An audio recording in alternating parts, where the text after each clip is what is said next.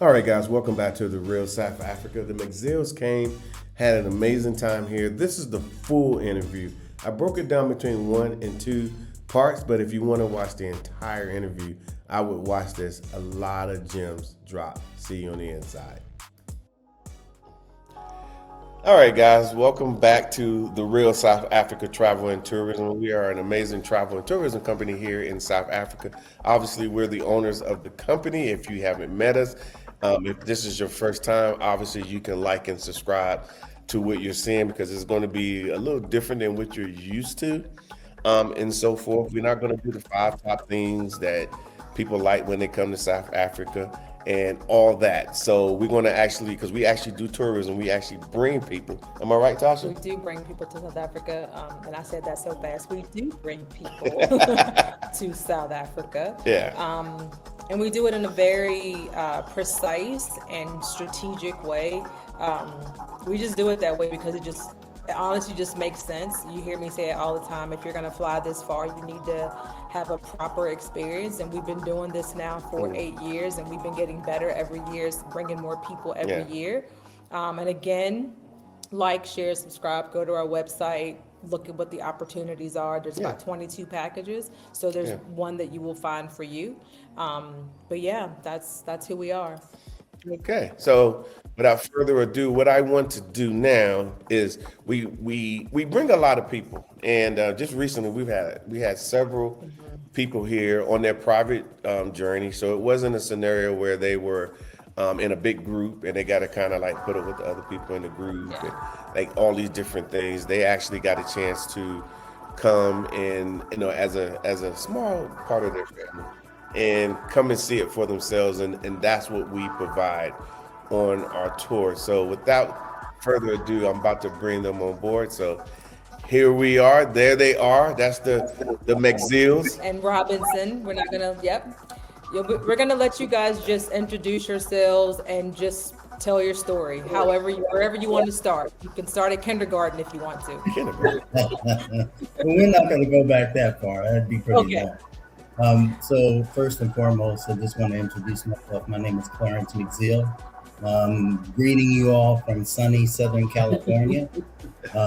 Sitting here with my wife, Iwanya, who is sitting to my left, and my sister, Pam, who is sitting to my right. The reason why we're here this morning is just to chronicle the outstanding time that we had on our recent visit to South Africa, and just the excellence that was presented to us by the realsouthafrica.com, which really made the trip special. So they've invited us to come on and speak and just kind of talk about our experience, and that's why we're here this morning. So thank you for having us, Mark and Natasha. You're very welcome. So tell us, why did you guys come to South Africa? Why? What happened? Well, Pam, you can tell your portion too. Well, I want Clarence to like talk about the just how we were divinely led, and I'll just say that. When you're divinely led, you want to make sure you're obedient. And when God tells you something, and you just take the next steps, it's amazing how He unfolds the whole vision. And so Clarence got the direction and the divine order, and we followed suit, and we were blessed beyond measure.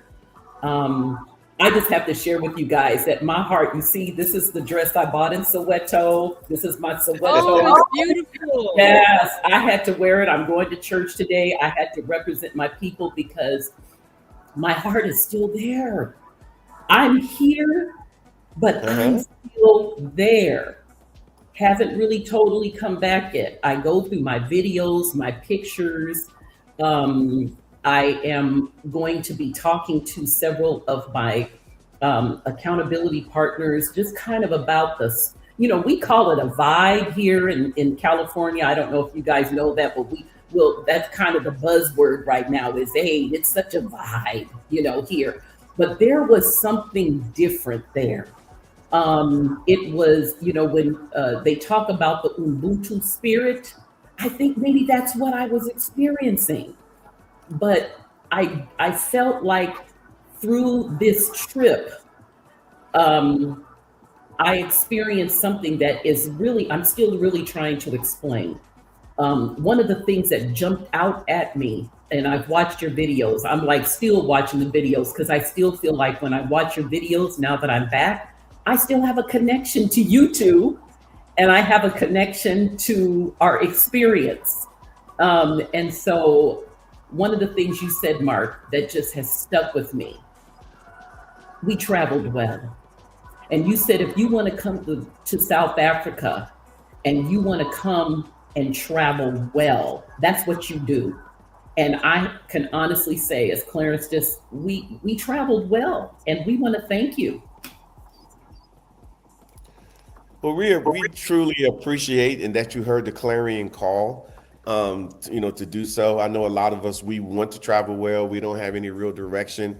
Sometimes we don't even know what that even looks like. What is that? Is it just a possible move from a Holiday Inn to an Embassy Suites? I mean, like, what does that look like? You Right. know, so so we actually provide that up front, as part of it. So we just don't say it just to say it. We are literally like, because again, we travel. I've been traveling for hundreds of years, feels like, and and when I travel, I like certain things, and so I feel the people that come with us, we want you to have certain things. It just has to be a certain way, and that's the way that we see it. We just think that we say it all the time. If you have worked as long as you've worked, I know Clarence, I think you're newly retired. Um, and if you've worked that hard, if you have lived that long, and you've gotten to the point where you retired, then you deserve to have an experience that is worry free, stress free, where everything is thought out for you.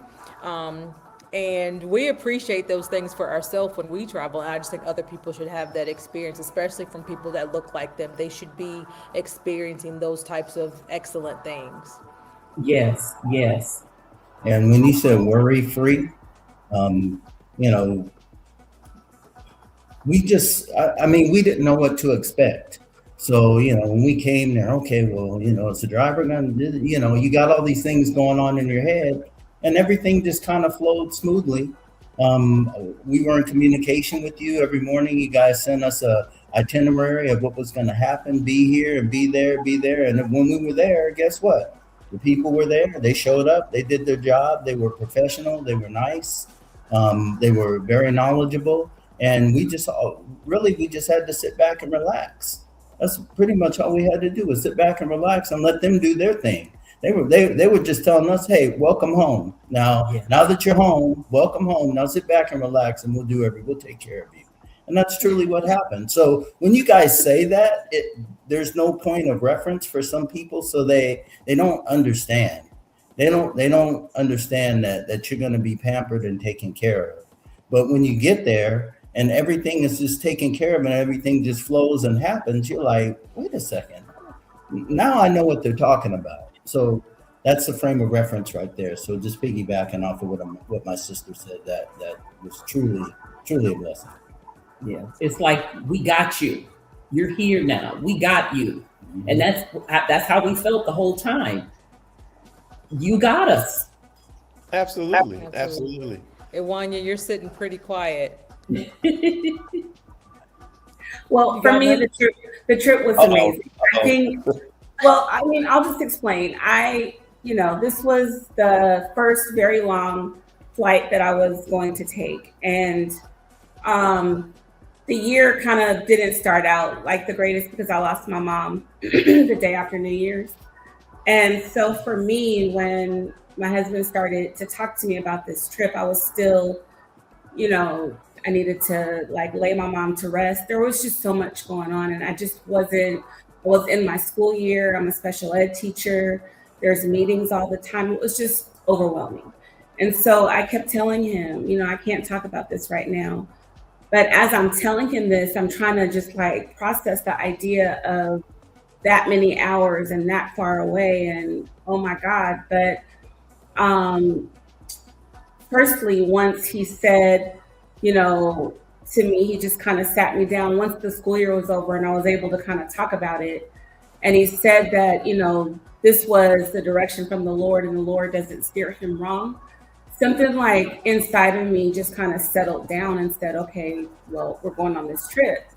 And so, yeah, I mean, it was amazing from start to finish. I was worried about the flight, but all of our flights were smooth. Our landings were amazing.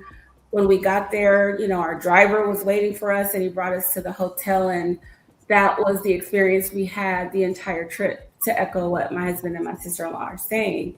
And so now, being back home and at my job, we had our teacher work day Friday and we are able to submit pictures from our summer vacation.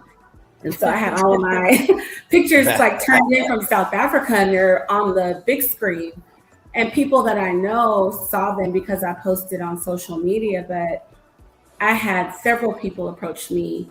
Oh my gosh, you went to South Africa. Like that's a bucket list destination for me. And I'm telling them about the trip and I can feel myself just beaming from ear to ear because it filled me in such a way I'm not sure I expected. So it was amazing. So I'm under the impression that your pictures outshine the other people's pictures that were presented. She's like, what can I say? Oh, that horrible husband. I don't know. Where did he come from? Outstanding. And it is so funny because, in our community, you guys are in the West. And I'm talking about like not in the West, like the US and all that, like the West, like the UK and all that. But y'all like in the West of the West in California. And, I don't know how, I know some of you guys are history buffs or history teachers and things along that line. I'm not going to point any fingers over there on the right side.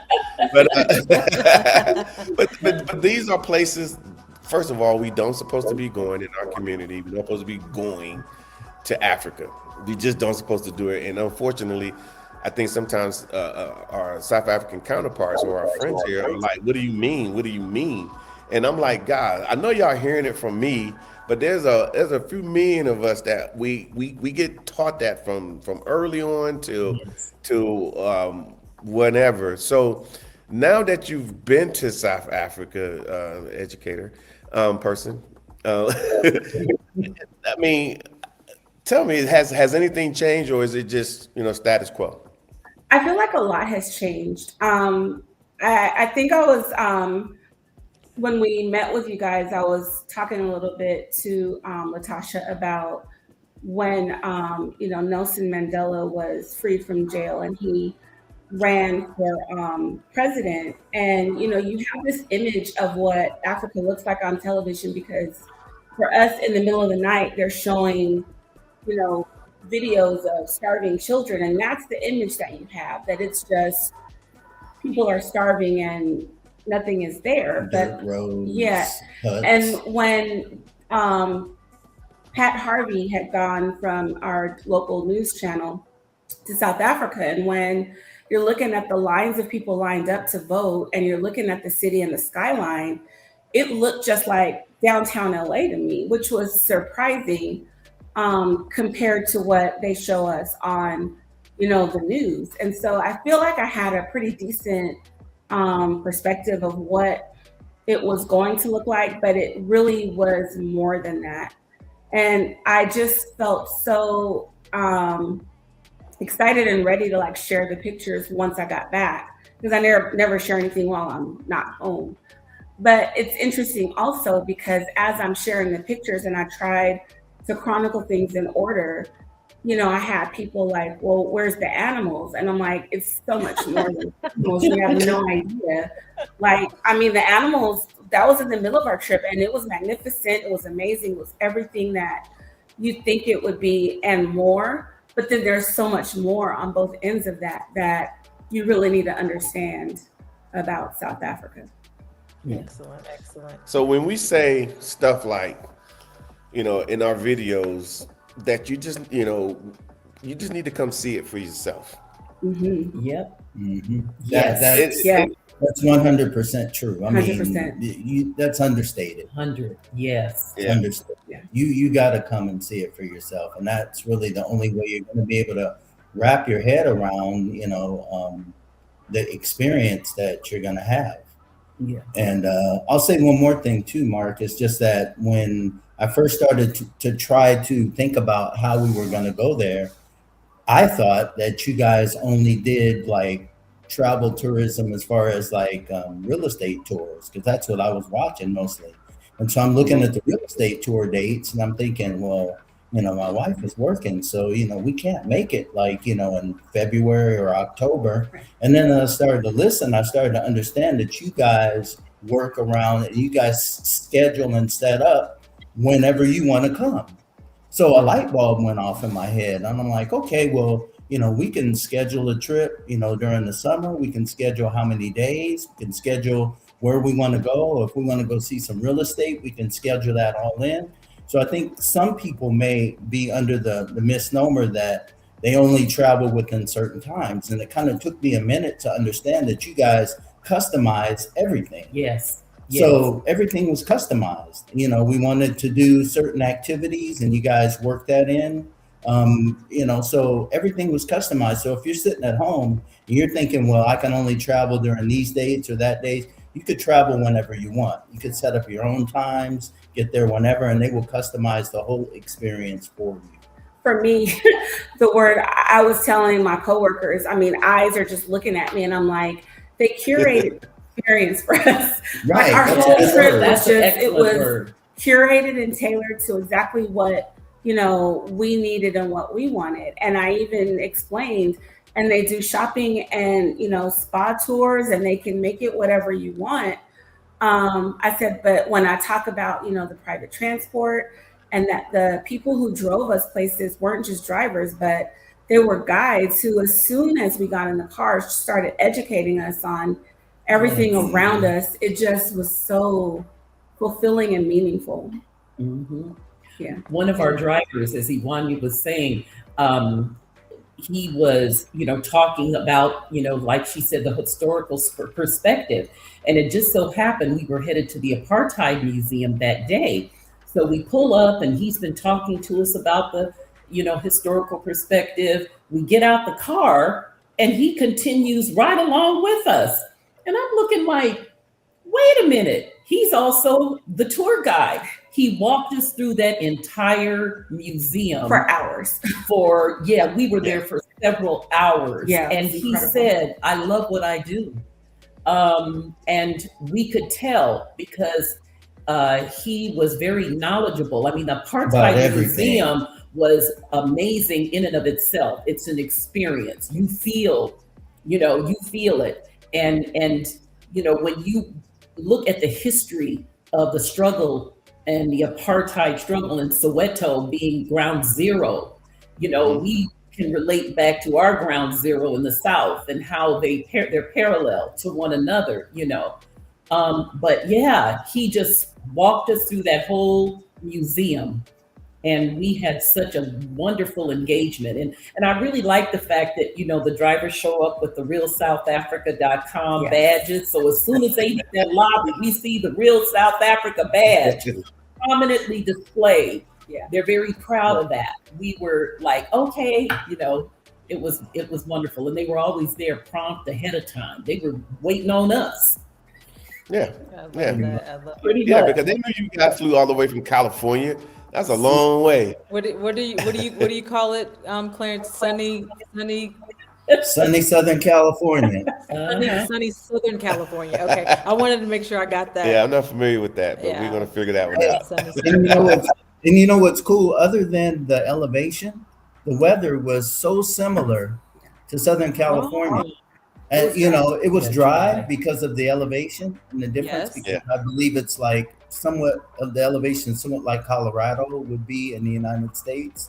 But as far as it was, maybe high 50s, and this is wintertime for you guys, high 50s, 60s at night, and maybe 67, 68 mid 70s during the day. Perfect weather, not a cloud in the sky.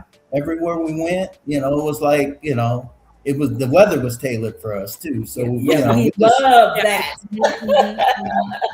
That was divine too, I'm sure. Yeah. So, Yeah. absolutely, Yes. absolutely, I take so, that. so Pam started by saying she wanted you to tell the story about the divineness of how you ended up in South Africa. So I know you gave me a short version of it, but I'm pretty sure there's a version that you haven't told that I think a lot of people would be interested in if they're feeling that little pull. And I'm certainly interested in. So I'm definitely interested in hearing you tell about how you guys actually ended up here. Absolutely. Well, long story short, due to the fact that of my job, being a leader in my home, and just the responsibility that I have as a man, I'm always trying to be on my knees, always trying to ask the Lord for direction. He's had his hand on me during my law enforcement career, came out without a scratch, even though I've been involved in many life or death situations. And so I just know that the Lord has his hand on me. And when you have a relationship with him and you ask him a question, you ask him something, you expect an answer. And so we all know what's going on here in the United States with the politics. And you talk about, with us being from the West, right now, sometimes we feel like it's the wild, wild West over here. And what I mean by that is there's just so much going on regarding immigration and laws being changed and the fights between, red and blue states. And so I'm not the type of person who is very anxious or sits on the edge of my seat watching the news and doing all that kind of stuff all the time. So I tried to be prayerful and mindful regarding what was going on with the politics and respect everybody's point of view and those things. But when I started to see some of the things that were going on regarding some of the shootings by ICE, and not just the fact that officers were getting in shootings, but the fact that they were not being investigated. And they would say, well, you know what, this happened and this is what you saw and there's nothing else to see here. And so being from a law enforcement background, I know that when someone is involved in any kind of life and death incident, especially a shooting, police officers are put on administrative leave pending a further investigation. But when I see an incident and it happens and they're telling you to look at it one way, and then when you look at the video, you see it another way, and then they're telling you, well, there's nothing to see here. This is the way it happened. You're like, but wait, no, there's nothing to see here. There's no investigation. That alarmed me. And so based upon that and several other things, the pardon of certain individuals and just things that were going on, I realized that I needed to get on my knees and ask for direction from the Lord. And so that's what I did. So coming into the new year, I fasted and I asked God for direction. And once I ask, I expect him to answer. And so after my fast, it just seemed as if I was being directed towards South Africa. Now, mind you, I had never considered going to South Africa. I had looked at, just videos on YouTube regarding Ghana, Nigeria, and some different places. But for some reason, South Africa never popped up on the screen. And so as these videos started coming up, I started seeing Mark, I started seeing Latasha, and these videos are coming up and I'm looking at them. I'm like, wow, this place looks awesome. This is somewhere where I'd like to visit.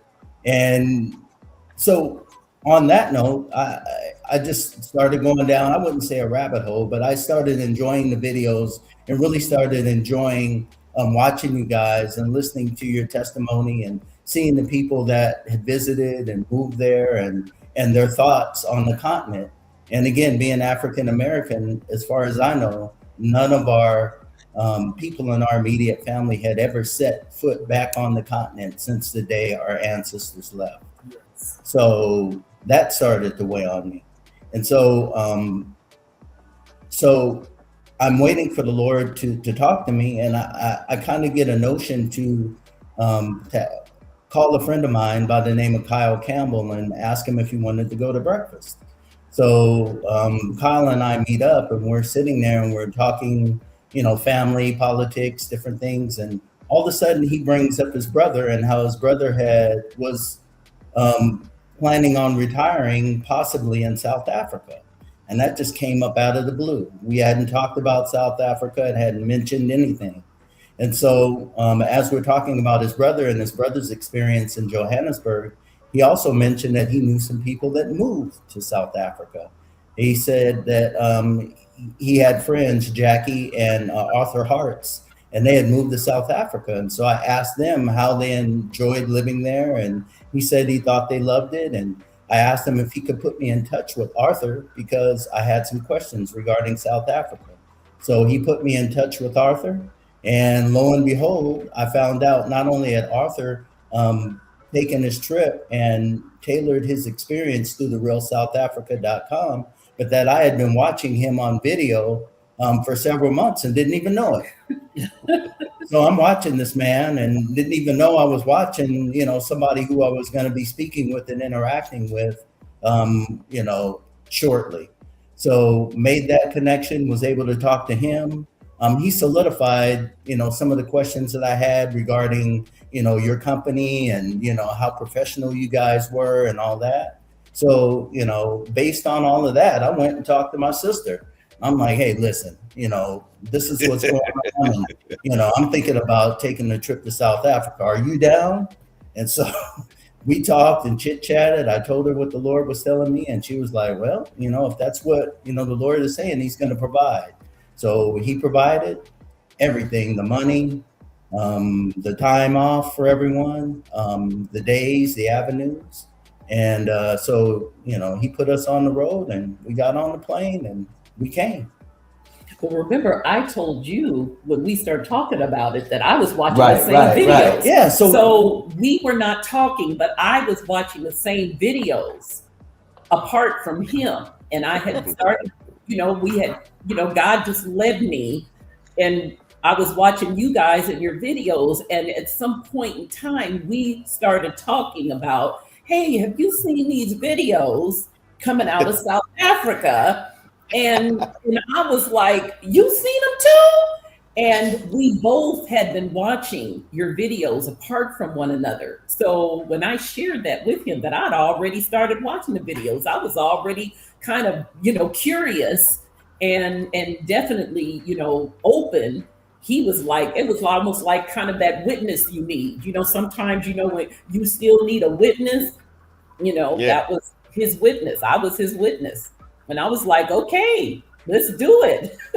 And so another part of that witness too was, again, my wife said or talked about her experience and what she was going through at the time. And just right after the New Year, her mom passed. And so with all of this going on regarding my new awakening to South Africa, we were preparing to bury her mom. And so she had a lot going on, school, all of that, her mother's final arrangements, the whole nine. And so with all of that happening, the Lord just kind of worked it out to where all of us were comfortable at a certain time. So she was comfortable after we talked about it and I told her everything that the Lord was talking to me about. She, went in her prayer closet and she's comfortable with the trip, although she doesn't like to fly. So, she really worked that out and got on that plane because I wasn't too sure about how that was going to happen. But hey, you know what? The Lord worked it out and she got on that plane like a trooper. And I think that, that the experience, even the flight, some people are looking at the flight and saying, I can't be on a plane that long. Listen, get your noise canceling headphones, download some videos, make sure you got enough room in front of you on your flight in order so you could stretch your legs out. So spend a little extra money on the ticket and you're going to close your eyes and go to sleep and watch whatever videos are on their entertainment system. Next thing you know, you're going to look up and you're there. For me, it wasn't that simple.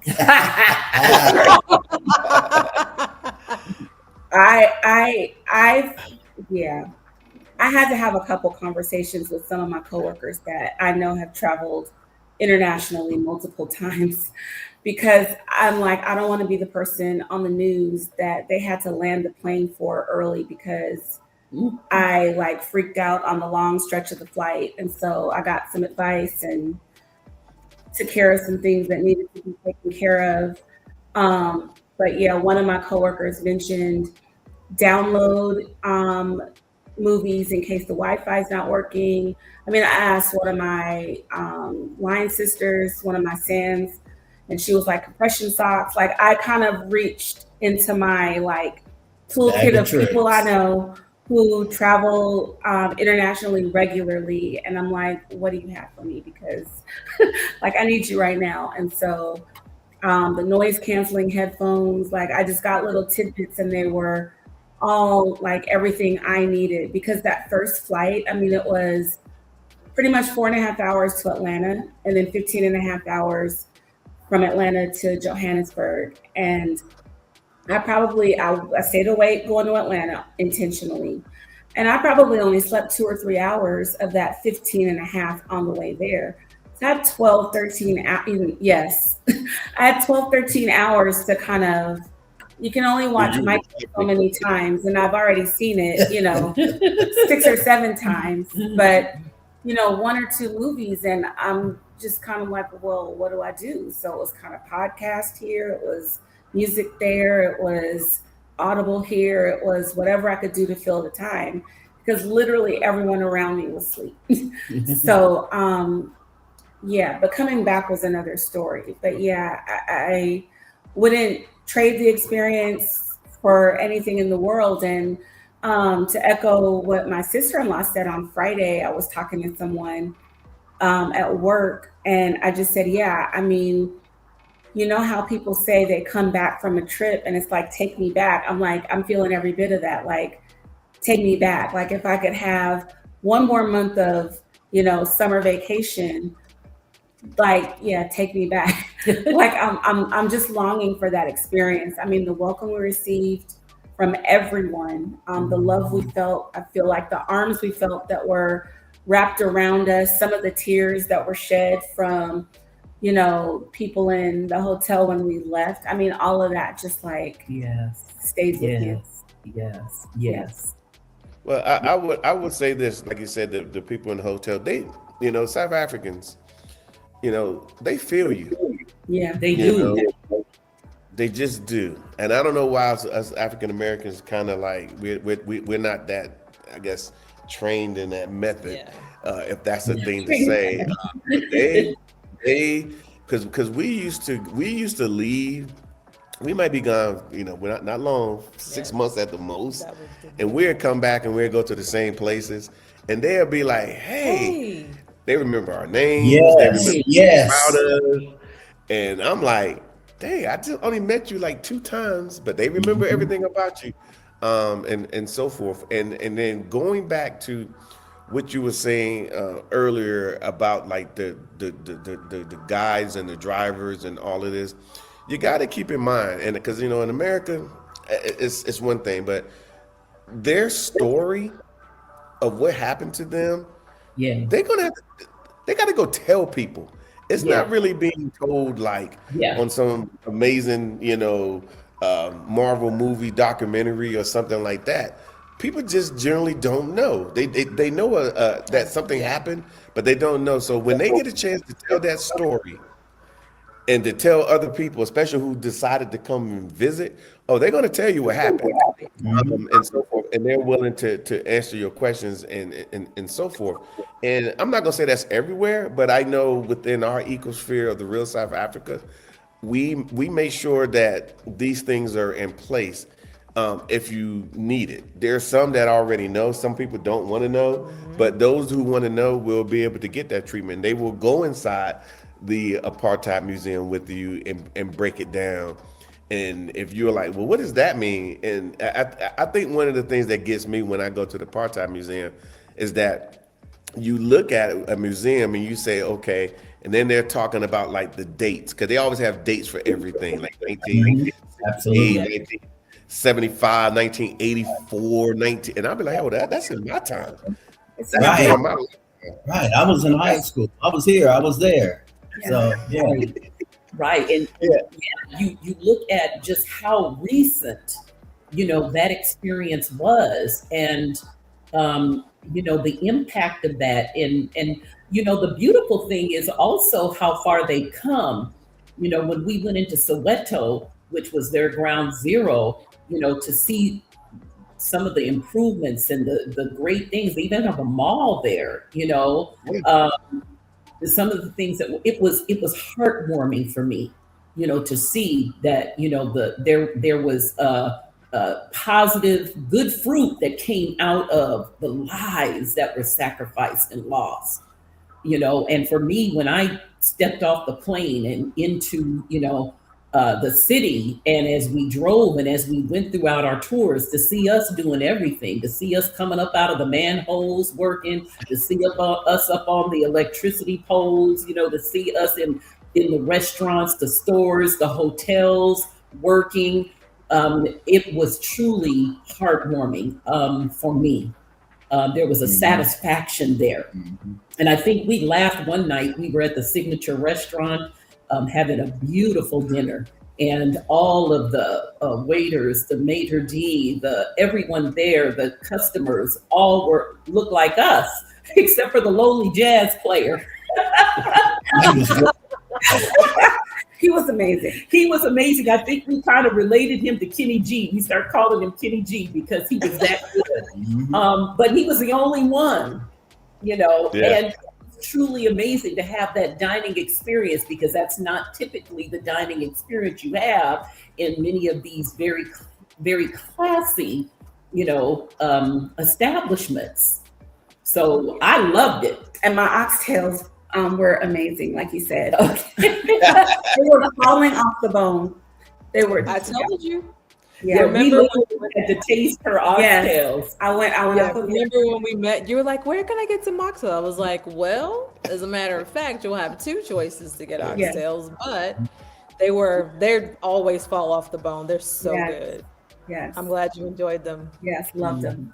And speaking of the food, one of the things we all talked about too as we were here, we ate well, because the quality of the food was just, it's hard to even explain the quality of the food. Right.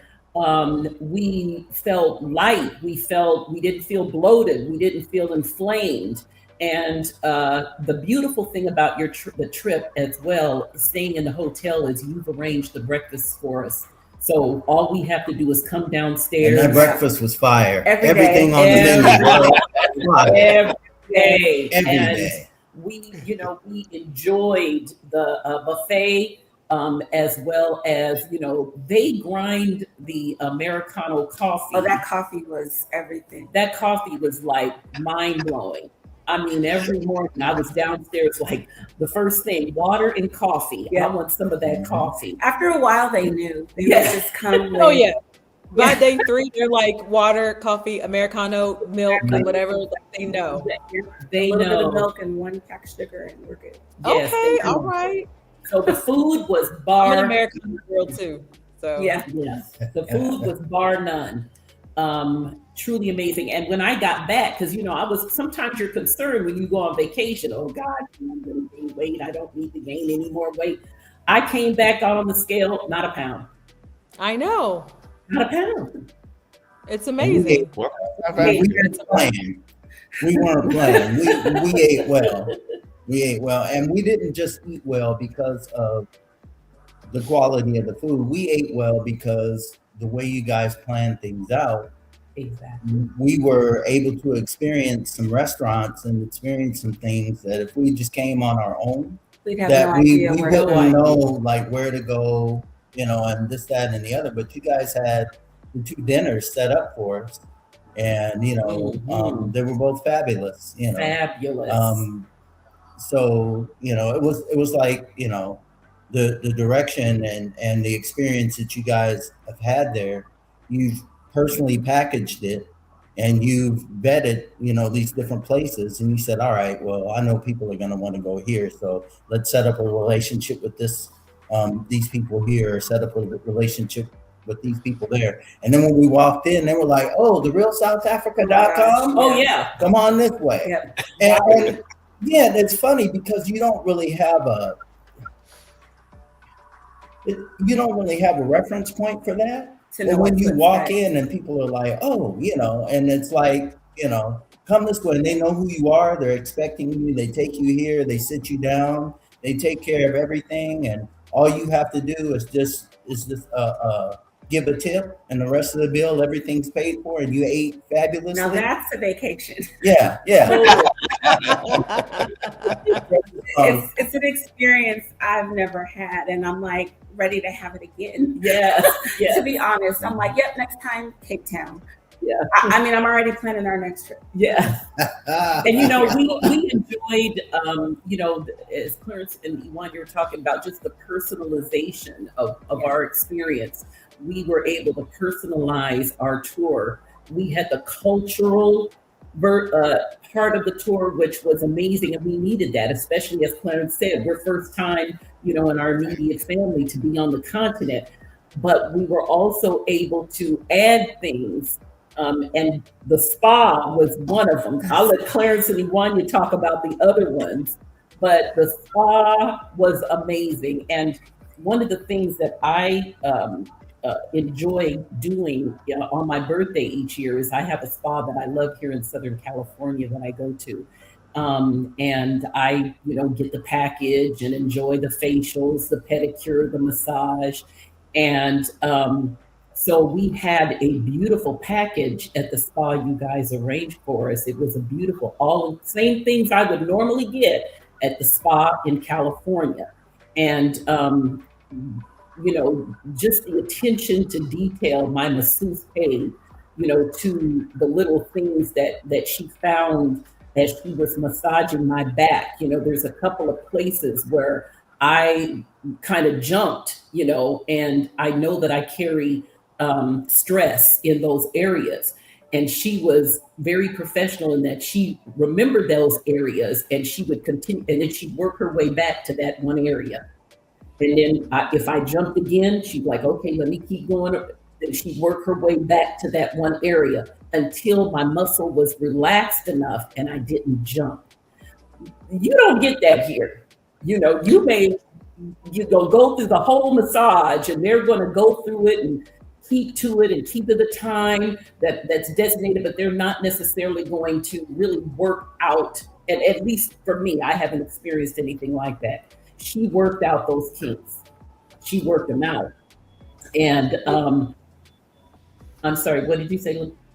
No, I appreciate you saying that, because when they, obviously we use the word massage therapist as well in the US, but here I think they take that term therapist very seriously, because they really are giving you a therapeutic massage, because they want you to relax. They want you to have a pleasant experience. They don't want to just get you in there and get you out. If you have a spot that requires attention, they're going to figure out how to make that feel better before you leave. That's their goal. They want you to feel like you had a proper experience and that your body was paid attention to before you leave. And that's right. That's exactly how I felt. And I noticed that. I was like, wow, she really stuck with it. And she worked my back until I didn't jump, anymore. And the other thing too, which is definitely, just truly amazing. I mean, the price comparison to what I paid in California to what I paid, what the total was there. Not that, because, you guys had already arranged it. I was literally shocked.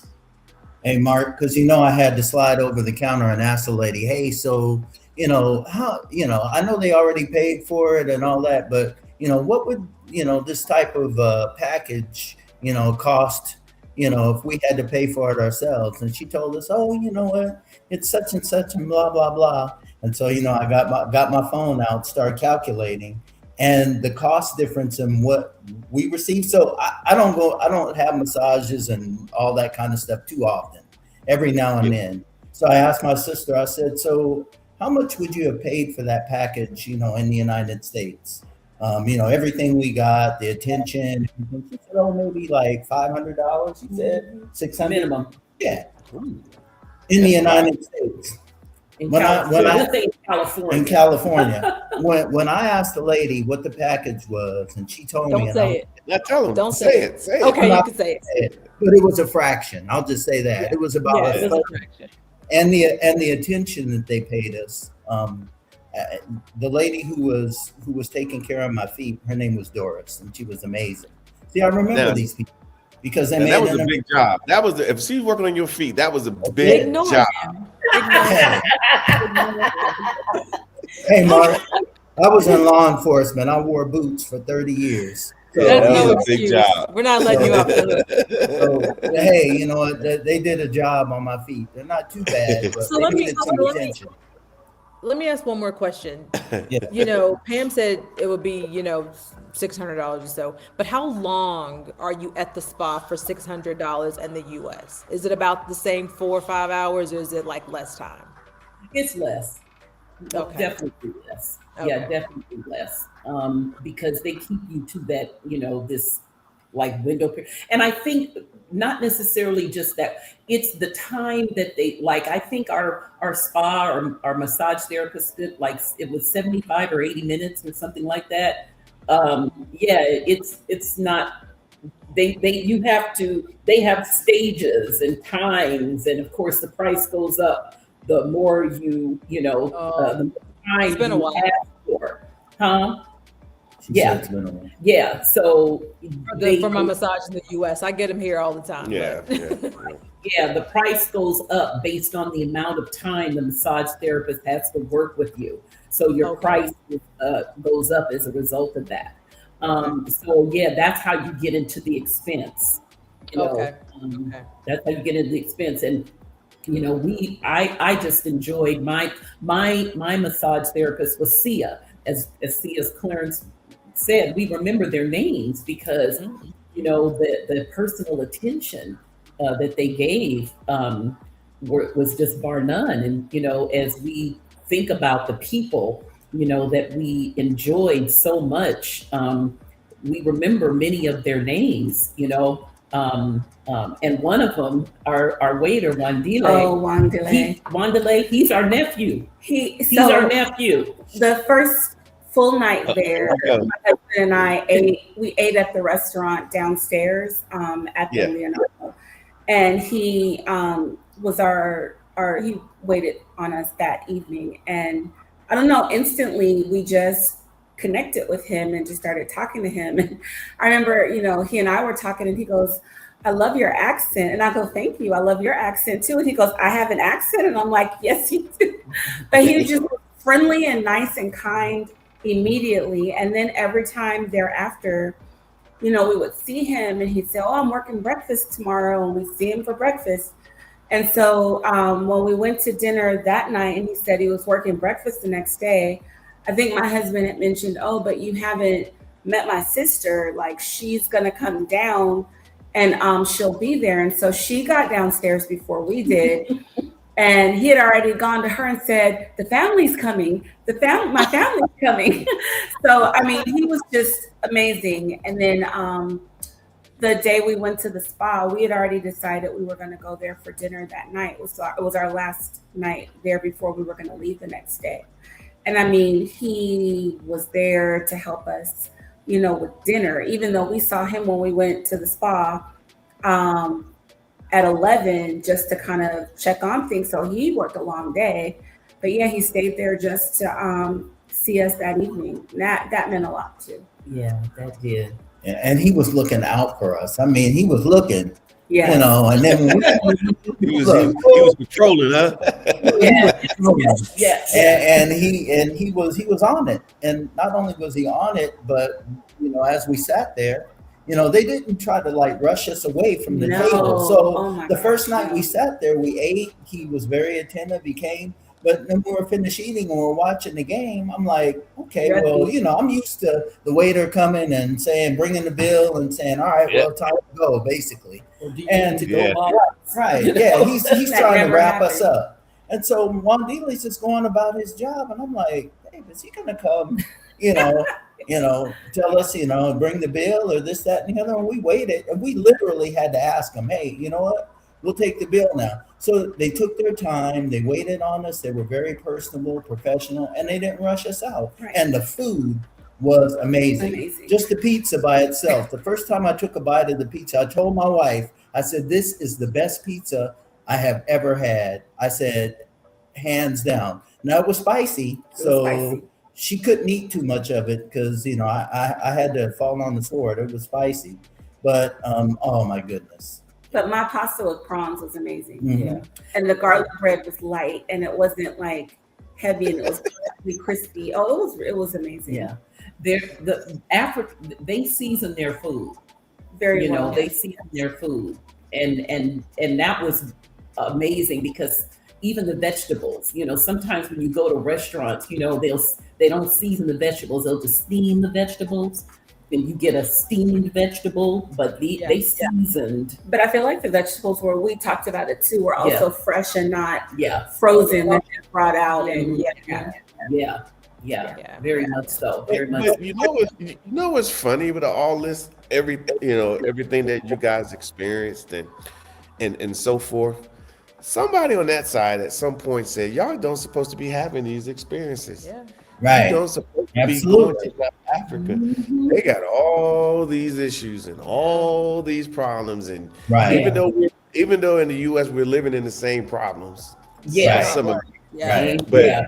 and it's okay on that side because it should be okay that these things happen, but they are doing their best to keep us away from these experiences True. that we're having here in the Republic of South Africa. And I guess what I'm trying to say is you had these experiences. You're going to continue to have these experiences. They're hard to forget. You remember the bread that you ate. You remember The prawns. You remember not shrimp. all these things. The oxtail. It's going to be hard to pizza. deprogram you from what you experience. It's going to be hard. So if you saw in South Africa today, ... you're going to be like, Right. mhm. Right. But Yeah, whatever. Whatever. Okay, that might be happening. Yeah. yeah, And, so there's a lot of buzz right now on social media, and I don't know who's creating it between the Black Americans and the Africans and this whole back and forth. But I am so glad we went to see for ourselves because my That's it. experience is nothing what they're, saying on the internet. That's not my experience. Thank you for that. yeah. That's- So that's I just wanted to bring that up because these things that you guys are experiencing are things that we experienced a lot and we want our people to be able to say, okay, beyond all of that, let me go see for myself. Now there are people that look just like us that would be like, I would never, and that's fine. But keep in mind that they're going to be missing out on something that's special. Yeah, they are. And I feel sorry for them.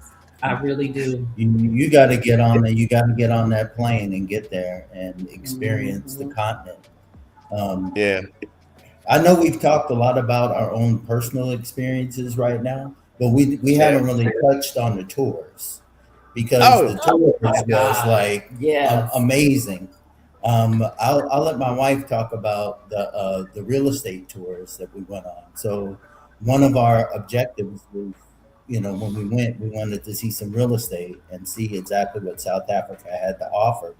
And so I'll let her touch on that a little bit because we had an amazing time looking at the homes. You want to touch I on was that? not prepared for that. Yeah, we did have an amazing time looking at homes. I guess, we watch HGTV a lot, and there's always, oh, I would love this. Oh, I would love that. And you don't really know what to expect coming out there in terms of what the homes are going to look like compared to the home that you live in. And I mean, the homes we saw we had 2 tour days for homes, one at the front end of our trip and one at the back end of our trip. And I mean, everything we saw was just amazing. I mean, I remember walking in one house and I'm like, I'm sorry, but like, can we move now? I mean, just the environment and I'm going to say the vibe and just the community and the proximity to, you know, the stores and the airport and everything was just amazing. I mean, you didn't feel like you were out in the boonies or somewhere, but I mean, you're looking at, you know, homes with nature around you, with golf courses around you. And the houses were just, I mean, everything that, I mean, I feel like, so we did the questionnaire. So obviously, those tours were also curated to our preferences and our needs too. But I mean, everything was pretty much spot on. It was right in the wheelhouse of what we asked to see. And I mean, we've come back and kind of continued that conversation and have just kept looking to see if we can find what we're looking for. The neighborhoods were immaculate. Yep. Immaculate. The infrastructure was all there. The landscaping on, I mean, we call it curb appeal. Just driving down the streets and you see like the yards and, you know, here we don't have an HOA in our community, so houses are painted all kinds of colors sometimes. But like I didn't feel like I was experiencing that. I felt like, you know, the yards, the lawns were taken care of. That pride of ownership really showed up. And so you're driving down the street and it was amazing. It was amazing to see quiet communities as well, you know, people out for a run. Yes, people walking, you know, it's like, okay, you know, this is wonderful. This is nice. And not to mention the security. If you try to buy a home here in Southern California on a golf course with that level of security, you're probably going to be starting at $2 million. Easy. Oh, yeah. Because, you know, just the security by itself, well, the cheapest house on that golf course Least is probably expensive. least expensive. Would probably be like $2 million or maybe even higher, because you don't get that kind of experience, especially here in Southern California, without paying a high price. And not only did you get the experience of the golf course, the gyms, the amenities, the pools, the playgrounds, the parks, the cleanliness and the security of the neighborhood, but the houses were beautiful. And many people built the houses to their own specifications. So the houses weren't all different as far as them not looking uniform, but they weren't cookie cutter either. They each had their own kind of personality, and people put their own spin. And even when you drove by and you looked in the garage, you're seeing Benzes, and I even saw a Bentley or different cars like that. So, you know, and then the prices, again, maybe a third of what, you know, you're paying here, maybe even a quarter of what you're paying here for the same level of experience. So, I mean, you know, if you're looking at investing or you're looking at relocating or whatever, you're definitely going to be able to get the house that you want to your specifications and actually above what you would expect for a fraction of what you would pay here in the United States and probably in Europe also. So that's something that we hadn't experienced and we didn't know about until you guys introduced us to that side of South Africa, because the infrastructure was just amazing. You know, other than driving on the right side of the car and the other side of the road, you know, you could take a snapshot from most places and people wouldn't know that you were in Africa. True. They would think you were in Newport Beach or, you know, Irvine or someplace like that we consider high end over here in California. So just touching on that aspect, that was amazing also. And we're trying to explore that further. Well, it's funny you brought these things up for a litany of reasons. I would say personally, all that happened to us as well. We saw things and we was like, "Are you freaking kidding me?" Right. So it's not like we're special and we just got this. We just happen to have done it X amount of years before you have. Right. So we sat in those seats and we're like, "Wow!" So again, you guys have been back for a little while, and the conversation is still continuing, isn't it?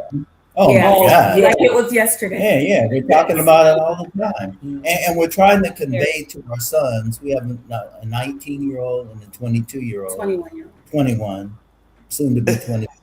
And then Pam has a son who's Hey, but he's 21 now. Just keep that in mind. right, She right. said he's 21. Okay, just wanted to say. And we're trying to convey our experiences to them. And there's words, but there's so much feeling behind it that you can't like really convey it. Right. They're going to Yeah. have to go and experience it for themselves. And when they do, they'll realize like what we're talking about. Yeah. No, 'Cause it's an they get experience. it quicker. Probably.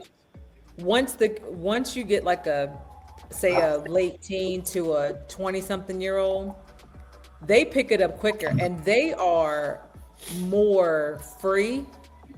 They quickly figure out like the streets and where to go. They find young people. They move a whole lot quicker than we do. Yeah, that's true. They move. Mhm. They make friends. They're like, oh, I met this person. She said to meet me here. We're going to the club. I caught an Uber. Like, Wow. You're like, wait, hold on. Yeah, they leave you behind. They leave you behind. Right. yeah. So if they come over here and they're together when they come, you guys will be like, make sure y'all are back before 5 a.m. Yeah. Some craziness. Yeah, some craziness. Some craziness. But again, I'm gonna say it again. These are things that they don't want us to see, and there's plenty of us that on that side in California, North Dakota, all these places. Are there black people in North Dakota? I don't know. I think I see people. Yeah. That's all of them, right? Because I traveled, and it's so funny. I'll tell you a story later. But anyway, and but we're supposed to not take a look at these things. We don't supposed to know, and these South Africans, especially I'm gonna say the proper South Africans, they went through a lot. That whole Soweto thing that you saw. I mean, there's about, I know it's at least 10 or 11 different major townships here in the Republic of South Africa. They've been through the same thing. And a lot of these people say, well, what about the people in the townships? You got to keep in mind that those people that are upmarket now, or we call it upscale, or living in these places that you saw, when you finally have a conversation with them, they're gonna be like, yeah, I come from the township. Right. Wow. Right. And in less than one generation, they come from the township. On the weekend, all those nice cars that you said that you saw in the garages, in the neighborhoods. you go down there on Saturday, they're in the township.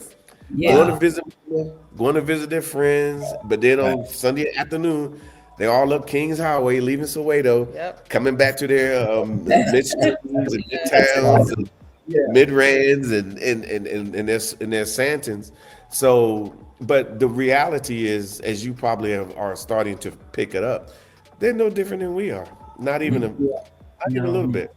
Very just humble, down to earth, very personable. And of course, like we said earlier, when they hear our accent, they're immediately like, oh, is this your first time to Africa? Welcome home. Welcome home. Welcome That's home. all we heard was welcome home. Yeah.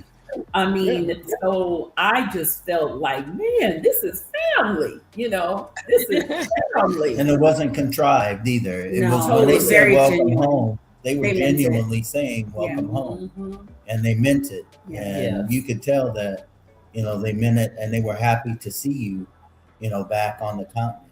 Very much so. Very much. Very glad that we chose to come.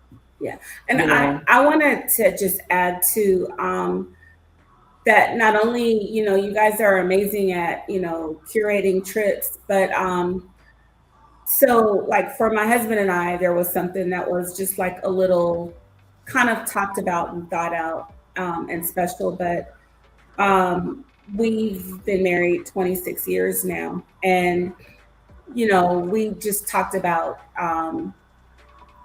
things to like kind of commemorate, our years together so far. And so I know that he had seen that you guys had arranged for like a private experience with a person, a jeweler that like works with diamonds and different things like Oh, that. That he reached out and asked for that experience to be added into our trip. So I just want to personally say thank you for the flexibility of being able to work that out. And not only was that added in our trip, but I know the question was, what are we going to have to miss out on for this experience to be added? And I feel like he said, Latasha said nothing. I mean, I don't think we missed anything. Not a I think we thing. still got the full range of experience that we would have had without it. And that was an experience I've never had. I'm already mentally going back there too. But just the fact that, you know, when we met with them and the education even that they gave us about the history of, you know, diamonds and the mines and different things out there. And I'm looking at this one photo, and as she's describing it, it instantly took me to history, but the gold rush in California, and how they were like, on your mark, get set, go, ready to take off to go, you know, discover and pan for gold, was that same, you know, image I got when I was looking at the pictures and listening to her tell us the story. But then, you know, also seeing what a diamond looks like that comes fresh out of the ground and the process that they take or go through to kind of refine it and polish it and make it look like what you want to purchase and what you want to have. I mean, the people there, the service, the quality of service, um, the communication along the way was just amazing. Excellent customer service. They were very welcoming. You know, you hear these stories about how people make people like us look like in places like that, like you shouldn't be here, or, you know, maybe you can't buy what we have, or we're not Can't going to afford serve it, you. basically. Right. We never felt that at all. It was an incredible experience. And then, you know, we had some time to kind of think about, well, you know, what direction to go in. And then when we finally made a decision, they delivered it to us. And that was just excellent service. And we didn't ask for that. That was offered to us, you know. So that was a great, fantastic experience. And I was with them. And initially, when they said we weren't going to miss out on anything, I thought, oh, well, let me go with them. And I can concur on everything Ivania said. You know, he really wanted to, you know, just give her what she desired, you know. And I thought that was very personable. We learned so much. We saw machines. We saw how they cut the diamonds. We saw all that. And I learned about Tanzanite. Tanzanite. And Tanzanite being only sourced here in the, I mean, not here. I'm in California now, but yeah, I got you. I got you. I understood. I understood. you know, sourced on the continent of Africa. I got to try on some Tanzanite while I was there and really experience the beauty of that gem. And I would say for anyone that is curious about, you know, going to the diamond jeweler, the diamond go and put it in your trip, because it was definitely a beautiful experience. And of course, I got a chance to enjoy watching them pick out something beautiful to commemorate their 26 and a half years of marriage. And so I congratulate them. And I even told Ivania, my sister-in-law, I said, you know, we came to see the big five, you know, and we got a chance to see the big five on our wonderful safaris. We went for 2 days. But I said, you came home with 2 out of the big 3. And What she is said, and so That's what I said. I said the big 3 are diamonds, gold, and Tanzanite. Oh, And you came home with She 2 made her own with big gold and diamond and no and Tanzanite. Tanzanite. That's the big 3, isn't it? That's what they mine, or is it, or platinum included? So the big Yeah. 4, what they mine out there: platinum, gold, diamonds, and Tanzanite. And so she came home with 2 of the big 3, or if you include love it. platinum, two of the big 4. And her ring is beautiful. It's gorgeous. Well, I will say this: when you guys were talking about how you were going to get it done, I knew that they were going to take care of you anyway, because that's just how they are. And when Clarence sent me the picture, he was like, "Look who's a happy camper." I'm like, "I'm sure she is a happy camper. I'm sure she is." She's wearing it right now. It's just sparkling all over the place. I know it just blinding. We'll once you guys send pictures, we'll send some. Yeah, but you got a proper African diamond. Everything is You got paperwork. paper. Like, just trying to wrap my mind around Yes. the fact that I have a diamond from Africa. Yes. How? Even in the And it was moment, designed for you. I'm sorry, And it was designed for you. You did that. and it was Yes. designed for me. Yes. Like, there's Custom. no words to put to even that experience. Yes. Yeah. Yeah, because he was right there, and between I don't know how their titles specifically, but the actual jeweler who cuts the diamonds, who puts them in settings, he was there working with Iwanya, the wholesaler, the one who actually literally goes out and buys. They were all there working with her. It Yeah. was truly amazing. It was to me. It was amazing. almost like God ordained. Yeah. And Mark, like you said, this was private. You Yeah. couldn't just walk up in this Right. place and say, "Hey, you know what? Show me some diamonds." Right. Right. The levels of security Oh to my this gosh. particular Like Fort location Knox. was like, yeah, it was like Fort Knox. We were like, when we pulled up, and even our driver was like, okay, so we found the address, and then he went to the security that guard. was at the front, and then he communicated with them and scanned his license and scanned the car and talked some more, and they were talking for a couple minutes. Then he got on, Yeah. called upstairs and talked to the jeweler, and then or to the people who were the jewelry people, and then the gate went up, and then when we came to the back, a guy came out and escorted us upstairs to where they were at, and you never would have known that was a place where they sold jewelry, but it was definitely a private experience. Yeah, It was wonderful. pretty much. Excellent. And again, that's something that we're here all the time. Like right now, today is Sunday. If tomorrow I need to go have a meeting with someone, I can. If Tuesday at 4:00 I need to go have tea with someone to make sure things go well for whatever we're trying to do for our guests, I can. I'm not in the States flying in, trying to make something happen or doing a nice Zoom call. No, we're here, and because things are relational here, because like I keep hearing you talk about the people who you met, they want to meet you, they want to talk to you. Yeah. Well, that's what happens when you're doing business as well, and we're here. And the good part about it is we got a few years here, so people don't say too much to us anymore. Welcome, because I think we kind of move like South Africans in a lot of ways. And we kind of use the vernacular, so they just assume. I mean, they know we're Americans. Yeah. So I think now they get confused. Yeah, they're like, Are y'all from America? I Y'all love from when they here? say, Yeah. "You're South African, right?" And I'm like, "No." They're like, "But you were just raised there, but you're South African, right?" I'm like, "No." Yeah, Wow. because I mean, we as we say in the States, we code switch. We switch Right. like that. It's Yeah. kind of hard not to. Yeah, but I'm super happy that you guys had this experience. Many others should be able to do these types of things. I think hearing your story, because they don't realize that you guys, on their own, guys, don't put it on me, got on at 7 a.m. Southern California time. Yeah. Yes. And I was like, I didn't realize it until we came on. They said it's 7 o'clock in the morning. But they wanted to tell their story. Yes, They I wanted appreciate that. they wanted people to understand that this is what's happening here here with the Real South Africa Travel and Tourism. For some people it matters that we are a Black-owned company, and we've been entrepreneurs so damn long and doing what we've been doing for so long that we don't know how to operate as a mom and pop scenario.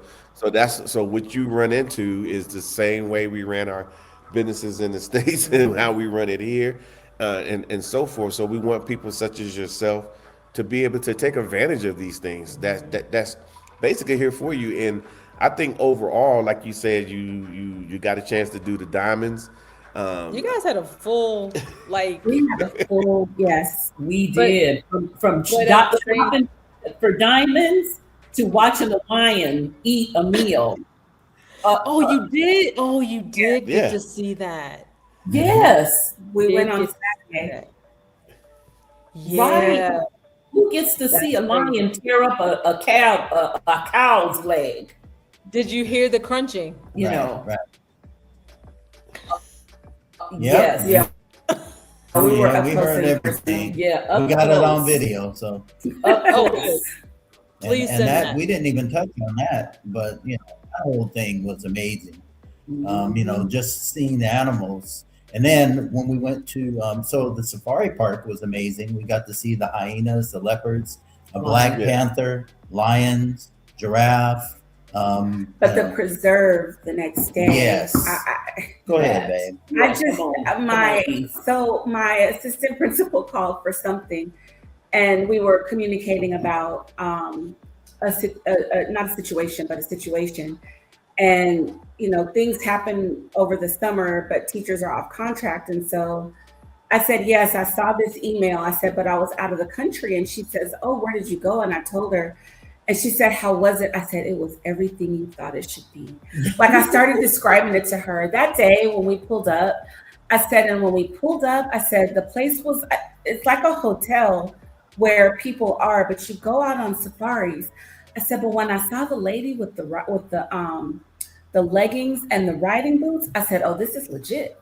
Like, Right. we're about to, like, we are like going on this thing. So we went, we got like a little blanket, and I had that on my lap, and we got into the vehicle and the van, and they drove us to where we were supposed to go. And then we got into the vehicle for the safari, and it was just so majestic and magnificent. It was all the big adjectives that you could think to describe it. And you're just driving around and you see all these things, and you're spotting, this animal here and this animal here. And then they take you for a snack. A snack. You go for a snack, and there's like animals there, and you're just like, wow. I mean, the most beautiful bird perched itself behind Pam, and I have that picture. It's just the most beautiful bird I think I've ever seen. Toucan Sam. And then you get back and you're driving around again, and then you have lunch on the outskirts of this area, and you're hearing frogs, and you're seeing, monkeys and elephants in the distance. And it's just this wide open space. I mean, it was just the most incredible experience, because I'm like, how do you have a full day of a safari? Oh, I understand now. Yeah. It was- we it was understand it now. You need a full day. Yeah. You need a full Yeah, day. it was And this was amazing. Eagle Eye over here, because she was the one that actually spot the rhino. I would have looked right past him, because it's amazing how God creates these animals to blend in with their surroundings. Yeah. Even as big as they are, in the bush, because we was out Literally. there. Honestly, Literally. say we was in the bush. Yeah. And because we were in an open air vehicle and everything, and I was sending pictures back and video of me and in the open air vehicle. But I was like, "Hey y'all, I'm in the wind. I'm out here in the bush today," and they couldn't believe it. They're like, "Look at you!" And it was incredible to see it. But there was just the three of you, right, in the vehicle? Yes.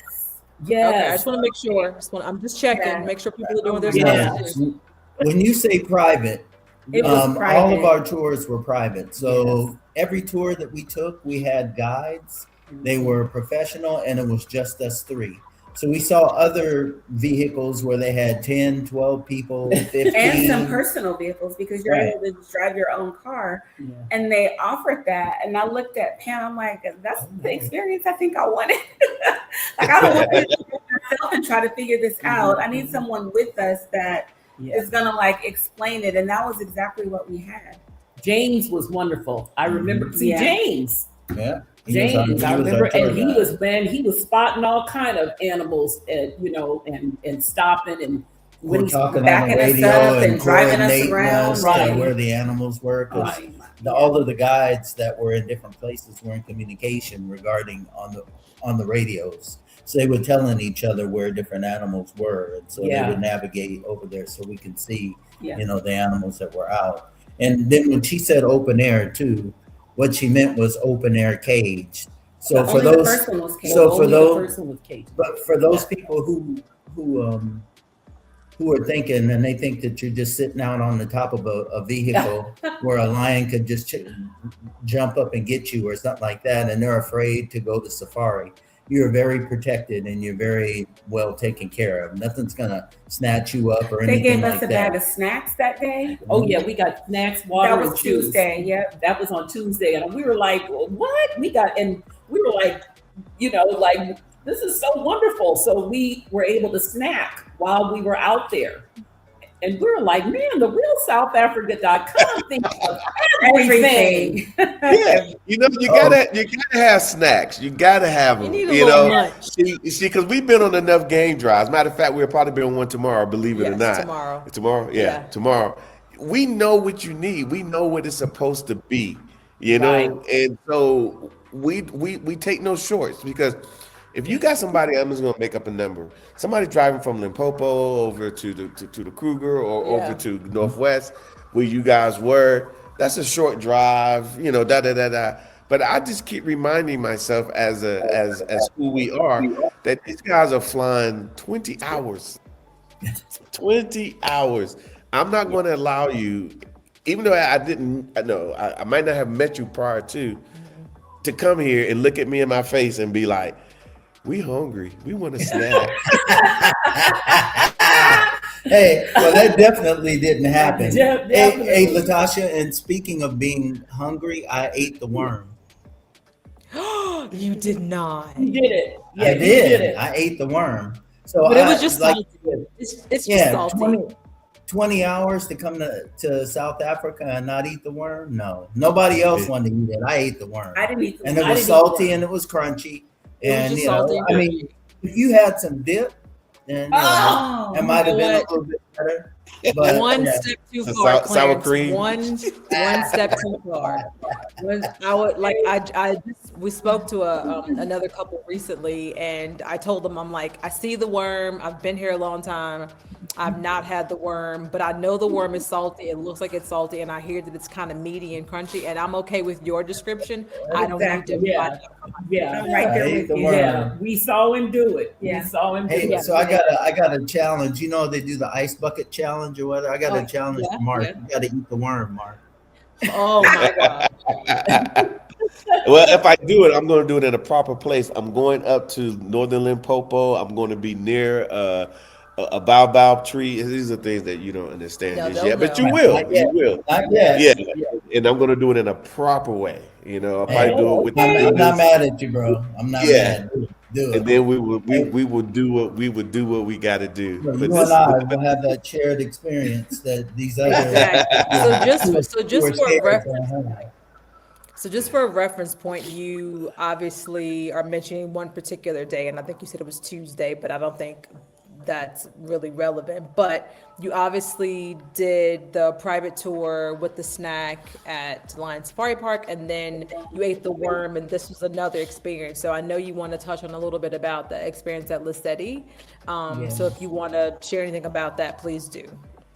So the experience at Lissetti was awesome because when you get there, they take you on a tour. It's a guided tour through a makeshift kind of like village, and they take you to these different houses or huts, and they describe the tribe itself, the way that they construct their homes, and just give you the And the culture language. behind the language, the culture, everything about that particular tribe. So they take you to this particular spot, and then you leave and you walk a little bit, and then you go to another spot. So they pretty much touch on the different tribes, the Zulu, the Xhosa. I can't remember all the different Lesotho. tribes, but they touched on each and every one and showed us the differences in culture and language and the way that they conducted themselves. And it was very educational. And that was about an hour. And our guide there, he was very knowledgeable, and they did dances and just kind of giving an education. And then at the end, they took us to a room, and they did a whole maybe like 30-minute cultural dance for us, where and I mean these people, they weren't just dancing, they was They dancing. were dancing. I mean, I got it all on video, and they weren't messing around. I mean, they went, they danced, and these were all young people. And from what I understand, they actually stay at that particular location, and that's their job, and to introduce us to that particular cultural experience. So that was awesome, and there was people from all over the world there. Yeah. There was a guy from Norway there, a guy from Dubai, and we met other people and made friends And had a nice meal. interacted. With those people. Yeah, and then we got to eat antelope. So there was a meal at the end. I didn't eat antelope. Oh, the antelope was outstanding. Be quick to say that. They prepared it. There's no way you would know it was antelope. They told me, but it was, just like cut up with gravy and seasoned and everything. And I wouldn't have known. I mean, it was delicious. Everything was good. Yeah, they had a whole buffet, so you could certainly choose the antelope, but there was beef, there was chicken. The buffet was prime rib. The buffet was amazing right there in the village. So the salads, the desserts, the beverages. I mean, it was a whole spread after you walk through. And one of the things I think for me there was, it gave you a kind of a hands-on, and you had a visual of what the 5 main tribes were that lived in that area, I think, prior to the arrival of the Europeans. And, the significance of the ancestral history and background of that region, what they call it, the Watong province, or I'm not sure if I'm saying it correctly. Hati, yeah. But in terms of that, it was truly an education. And let me tell you, when you go into that auditorium and those drums start drumming, I don't know how everybody else felt, but I was looking around like, I felt like I wanted to get up. I started feeling something, because you feel the power, you feel the amazing energy of the dancers. And I was mentioning this to someone the other day. Some of those dances that I saw, I can relate them to some of the step shows and marches that I see many of our Black Greek organizations do to this day. Yeah. I mean, I saw the guys do some hand movements and hand slapping and everything. And I said, wow, look at this, because many of our Black Greek organizations do those very same moves. And it's amazing how this is the origin. This is where it all began. And it traveled across, the Atlantic. And we are still, maybe, and many of these organizations may not know, but the roots are there. I immediately saw it. I saw the Omegas, I saw the Alphas, I saw them all stepping in many of these tribal dances. They were stepping. I was They truly basically amazed. were stepping. Exactly Truly what amazed. they do at the HBCUs. They were stepping. They were stepping. And I said, here, this is where it began, right here. These are our roots. So now you mentioned, and I want people to understand, because I think sometimes people think about South Africa as a tourism destination. Oh, there's not that many people coming there. It's only a few handful of people that are coming to South Africa. But you don't realize, I mean, most people don't, like, you probably didn't realize until you got here, that there are people from all over the world Yes. descending on South Africa. And sometimes, and I say it from a tourism perspective, if you like the one individual, 2 individuals who are coming down here and you're trying to line things up, the tourism train is moving. There's so many people coming down here. You can get knocked off the train or not even arrive on the train because you're not affiliated with a company that does what we do, and stuff like that.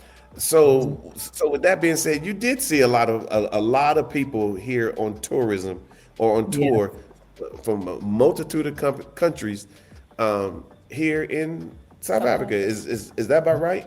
Does that make sense? We saw a large group of Asian people on safari. On We Wednesday. saw Caucasian people, but mostly Asian, Caucasian. We saw some Indian people, Yeah.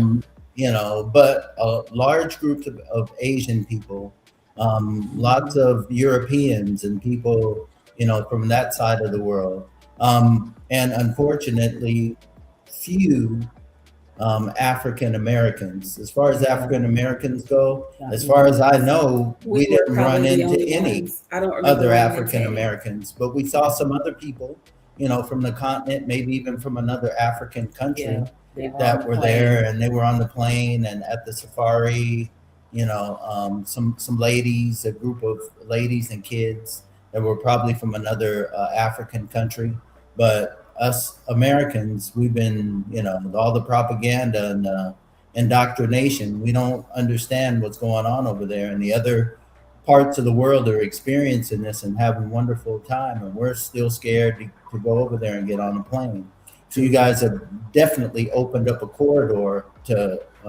I think also what's kind of put before you, other destinations are glamorized or made to seem Right. more desirable. Exactly. So, Yes.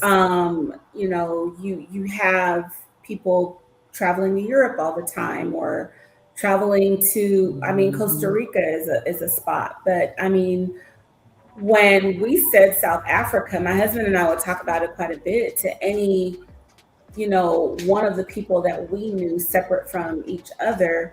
Oh, South Africa, like it was kind of like No reference. no reference Yeah, no point, reference. or Yes. you know, but then I also, like I said, when I come back, you know, I have a lot of coworkers or people, and they're like, oh, that's a bucket list destination or whatever. But and it's interesting because it's a bucket list, but like, when are you gonna like plop it in the bucket? Because Mhm. people travel to Europe and Hawaii like all the time. And so yeah, I think for me, it's just exciting to be able to share the experience with people. I mean, and talk about the experience that you curated for us and the experiences that you can curate for people depending on, you know, what they desire to get from traveling to South Africa. But I just think it's important for people to know that this is a meaningful experience, just like if you had gone, you know, to Europe. You're going to get, I think, actually maybe even more, because you're going to get the Yes. culture. Yes. You're going to like learn some things. You're going to have a fantastic time. You're going to eat some good food, have some good like tourist destinations to go to. It was an incredible trip, bar none. I mean, we went to a couple malls. The malls are just like our malls. People are like, oh, what do they wear? They wear the same thing we wear. Right. So just to be able to close that gap that people seem to have about what they think and what the reality is, I think that's really important. And when you talk about even the history, just to piggyback backwards on the trip to Soweto and the day at the Apartheid Museum, really, like as soon as we got in the car and the doors closed, the guides just started, I call them guides because that's what they were, just started talking to us immediately. G talking to us about, we really liked him. Oh yeah. About Elias. Soweto. That day he took us, I mean, it was just an educational experience from start to finish. But those aren't the things in our history books. Those aren't the things that we learn about. I mean, and obviously, like I don't teach high school, I don't teach college where you can dive, you know, deeply into these topics. But I just don't think the books do justice to the reality of, you know, South Africa and its history and where they are today. So yeah. Very much. Well said. Fair enough. No, that's fair. I think you had a good assessment. I think in your 10 days, it was 10 days, right, Tasha? Yes. In your 10 days here, I mean, we try to maximize your time. I know sometimes people see the schedule and they see like a little break in there, and they're like, Complain. and I want to fill that with something, and I'm like, no, that you don't need to do that. And then when they I get need some downtime. that spot, they're like, oh, I see why, you know, and so forth. Because you got to get up at 4 o'clock in the morning to go on safari. Yeah. We already Right. know this, you know, Right. these types of things. But yeah, so I don't know. There's so many ways to unpack it. I'm just happy that you guys have been able to come back, because in South Africa, to get the story out, the proper story, it doesn't happen. It's us. So like a lot of people only knew about South Africa because of the real South Africa travel and tourism, right? Well, knew about it in this light. Yeah, and this way, Yeah, and they decided to come, and they decided to say, okay, yes, let's go, and then they have this proper experience, and then they go back to the U.S. and then they tell everybody, as many people as they can. And nobody believes it. Yeah, and nobody believes them. Nobody. Nah, it can't be that And nice. then they say, but I thought that they were lying, that they were just trying to get people here, and they were just making stuff up. And then you get there, and it's exactly like they say. I'm like, If I not, don't have it's any not reason better. to. I don't have any reason to lie to you. I just want you to have a proper experience. Like I really do love sharing South Africa with people, because I feel like it's not a hidden gem per se, but it just has such a bad reputation for that one stain, which is apartheid, that everyone's like, why would I go there? But when you come and see how much they've grown, and you learn about the history, they're one generation, post-apartheid, and they're doing amazing, you need to come and get motivation. You need to come and get motivation and inspiration to go back and continue to move forward. That's what it was for us. Yeah. So we just try to deliver those things to everybody else that travels with us. Yeah. Is there a question or some questions?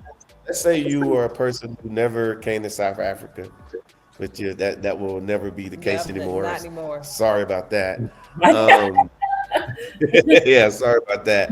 But if you were asking us a question about South Africa, as far as coming to visit, what would you ask? Like, for example, the person who's sitting on the fence right now, looking at you three, saying, "Man, they lying," or whatever, or they embellishing. What would you say to them?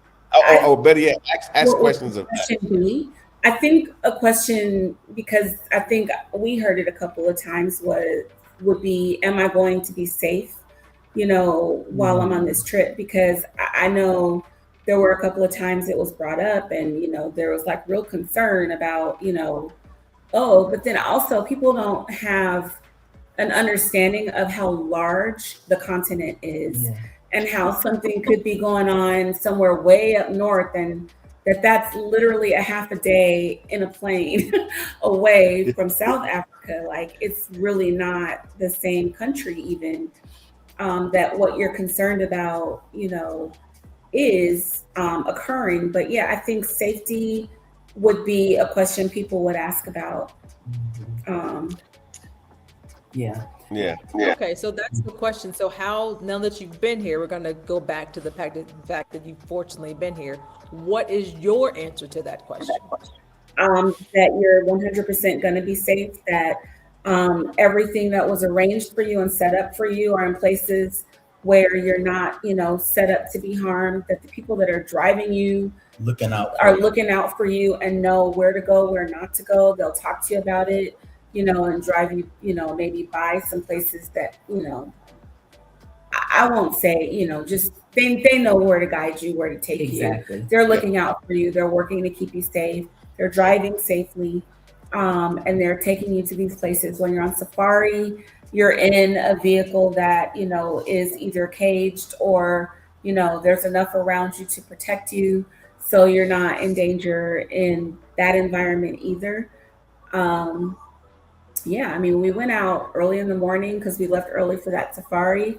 We were out in the evening for our dinners, and I don't think we felt unsafe at any moment. We literally had door-to-door service, a door-to-door. I mean, even when I think about us going to the signature restaurant, our driver, he made sure that he walked us. Well, that was the second one, but one of them, she walked us in, and then we had a male driver. So both of them walked us into the restaurant, all the way up to the receptionist desk. We were escorted. So we were walked through the mall. I don't think we were really left alone. We were never left alone. At all, which was appreciated. Yeah, our driver walked with us in the mall, walked with us. I think one time, the driver said, "Hey, you know what? I'll, meet me here, I'm gonna move the car. I'm gonna, and I'll meet you back here. This was like, I think we had randomly asked the driver because we had some extra time with the driver. Hey, can we go to the mall?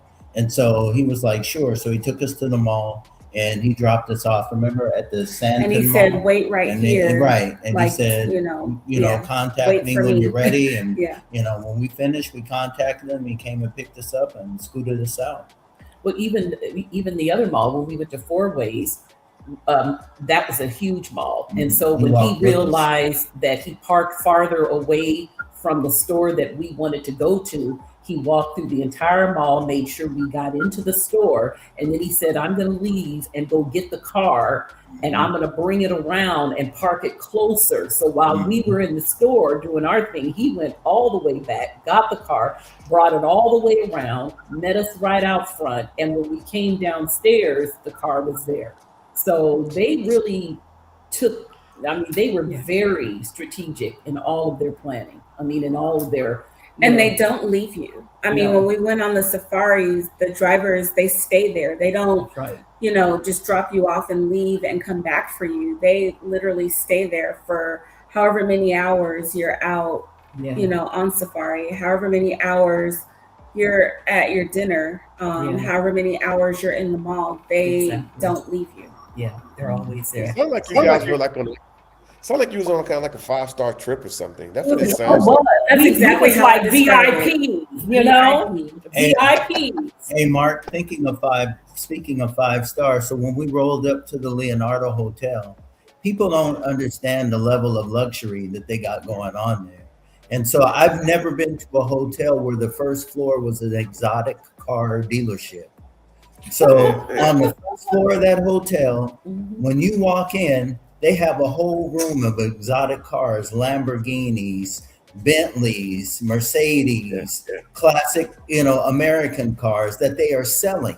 So that will give you an idea of the type of clientele that they deal with on a daily basis, because those cars are, $500, $600, $1 million, $2 million cars. And if you got a dealership there, then what that means is that you got people of means that are actively going in there and buying those cars and and taking them home, and that's your dealership, and that's on the first floor of the hotel. Yeah, that's only the first floor. Open for us. Doorman, they don't even let you get close to the door. They're running out, greeting you. They're in uniform. They're opening the doors.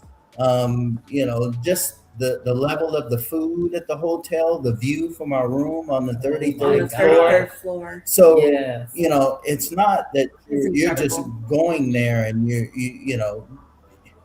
you're getting, and again, we didn't know what to expect. And we hear your stories and people are going to hear our story and say, yeah. But once they go there and they experience it, their minds are going to be blown, because the level of experience. And you guys could control the places that we go, but you can't control the people, the interactions, how they interact with us, the genuineness of the people, all of that, added to the experience, because these people were outstanding. Yeah. They were outstanding. You guys, real South Africa can't just put a plant of every person that you're going to meet as you go on through there. You know what I'm saying? And you guys talk about the level. But we know about South Africans. We know about South Africans, and they are incredible, regardless of what they want to portray on these social media platforms. You can say what you want, but they've been incredible to us over the 16 years of relationships. And even though you guys only had 10 years, they're going to be incredible. And those that are going to come after you, they're going to be incredible. And you said it best.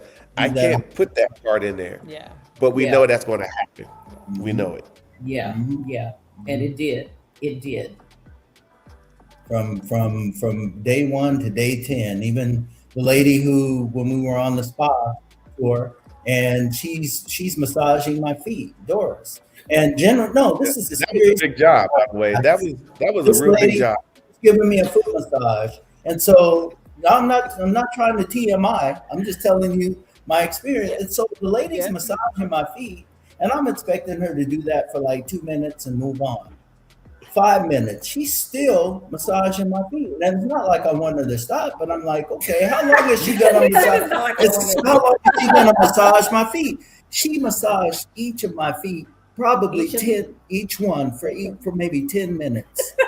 That is luxury service. Yeah. I mean, I would most of the time people are just gonna hit you for a quick minute, boom, boom, boom, and move on to the next thing. And she just sat there and just massaged and massaged, and I'm like, oh yeah. But I'm just saying, these are all things and thoughts that you have, as you're going through the experience, and you're like, wow, this is awesome. Even going to the gym every morning at the Leonardo, the place was clean, magnificent.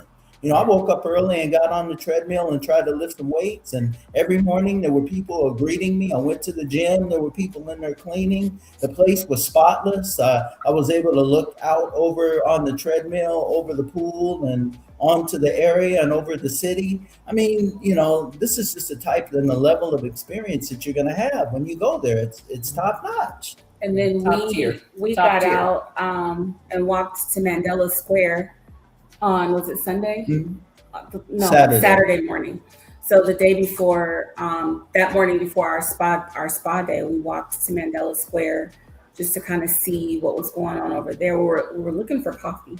But I mean, even walking there was just amazing to see the big giant statue of Nelson Mandela and all of the art that was on display over there and the quotes on the floor, and kind of just to walk through that area and see those people. That was pretty nice too. Yeah. They really do what tributes to Nelson Mandela and even Winnie. Well, they're everywhere. And it's good to see, the tributes that they do in statues or wall art or even naming streets after them. You can see their footprint is definitely here in South Africa.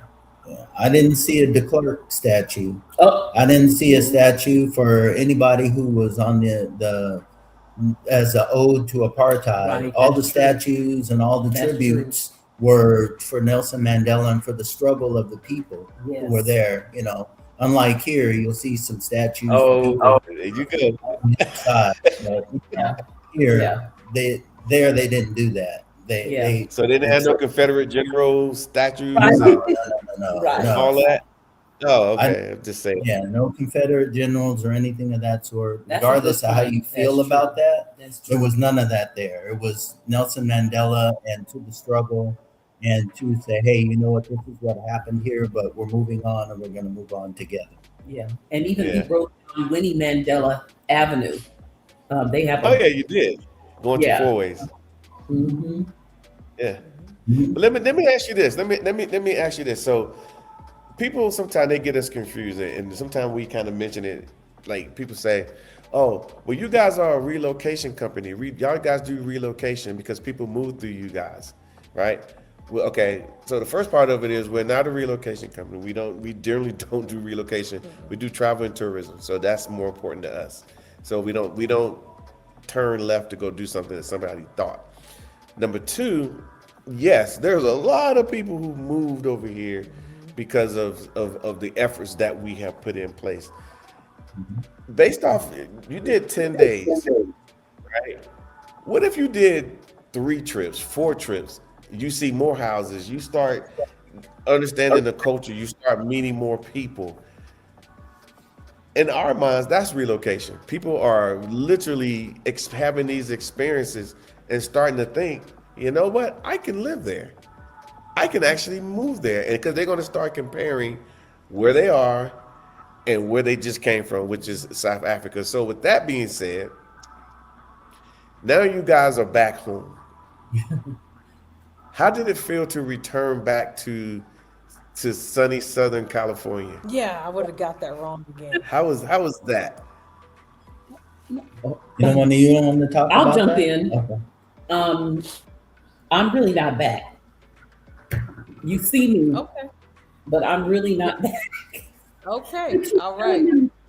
I feel like I'm really not back. Everything I talk about and my references, I'm drawing in something that I experienced from the trip. I have a group of ladies that are, we do a Zoom call weekly. And I was the one sending them pictures and videos at 3 o'clock in the morning because I didn't necessarily get the time difference yet. And they all said, I feel like we're experiencing Africa through you. They were so amazed and so just so like blown away. And even just the day before yesterday, we were talking and I just kept referencing things pulling from my trip. And I said, you know what, guys, I'm sorry, but I keep talking about, this topic based on what I experienced in South Africa. That's my reference right now to everything. And they were like, no, don't apologize because it was so real to me. And it was more of I felt it that I continue to draw from that experience in reference to how I relate to things even right now, and even the things that I'm discussing with about people. So it's like I'm still referencing that, and I don't know when that's going to stop, but Good luck with that. yeah. So I know you guys emphasize that you guys are a travel company and not a relocation company.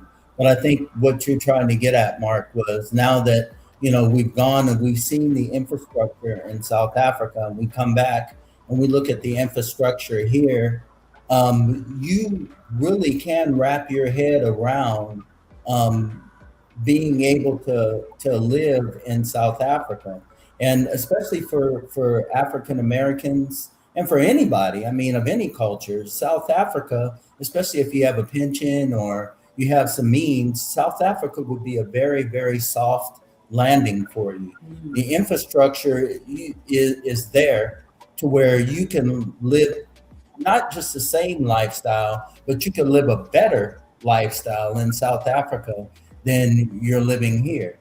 I mean, you could purchase a house that would be offer you more amenities and be larger than what you could purchase here. So many people have so much equity in their house. If they decided to sell their house and move there, they could live in South Africa without a mortgage. The level, yeah, potentially or with the low mortgage. The cost of food, as far as internet, water, all of the things that you need is much less and of higher quality.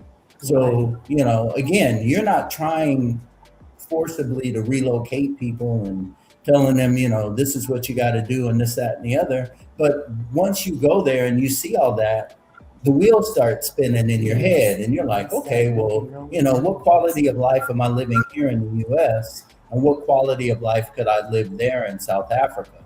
And would my quality of life be, 5 times, 10 times better if I relocated? And I think the answer for many people would be yes.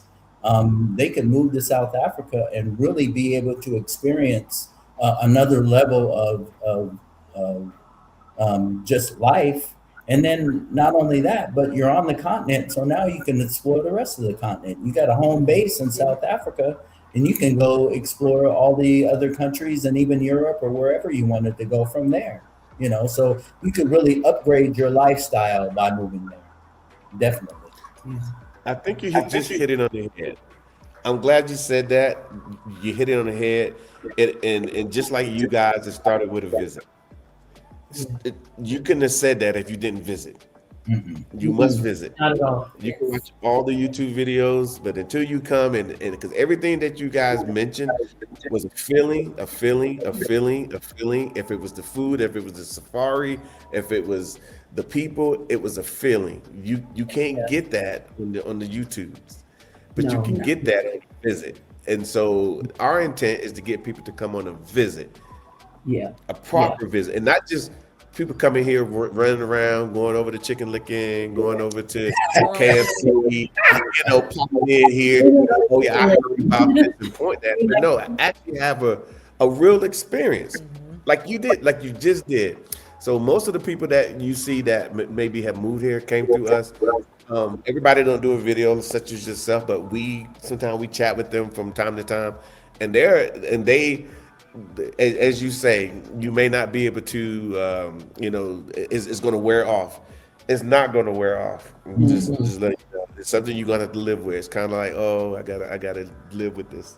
Yeah. I think Yeah. two things for me when he was talking, I was thinking about how I kind of miss how I feel or felt after Feeling. eating a meal there. Well, no, just when you go back to the food, like how I felt satisfied, Yes. and I never felt weighed down or heavy. And I just remember how I felt on the plane on the way back, eating just the meal on the plane, kind of hit different. And then even now, I'm like, okay, so I really see the difference between eating food in another country and eating food here, and be it that it's fresher, cleaner, That's for little to no GMOs, whatever it is, there's Sugar, something less completely sugar.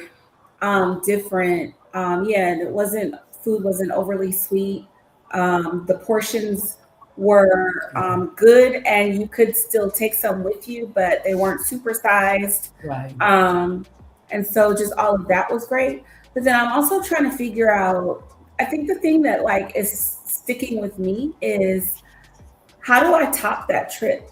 And so I have people like That's one a of good our question. friends, it's my friend through him, but he's like, it looks like you got the bug. Where are you going next?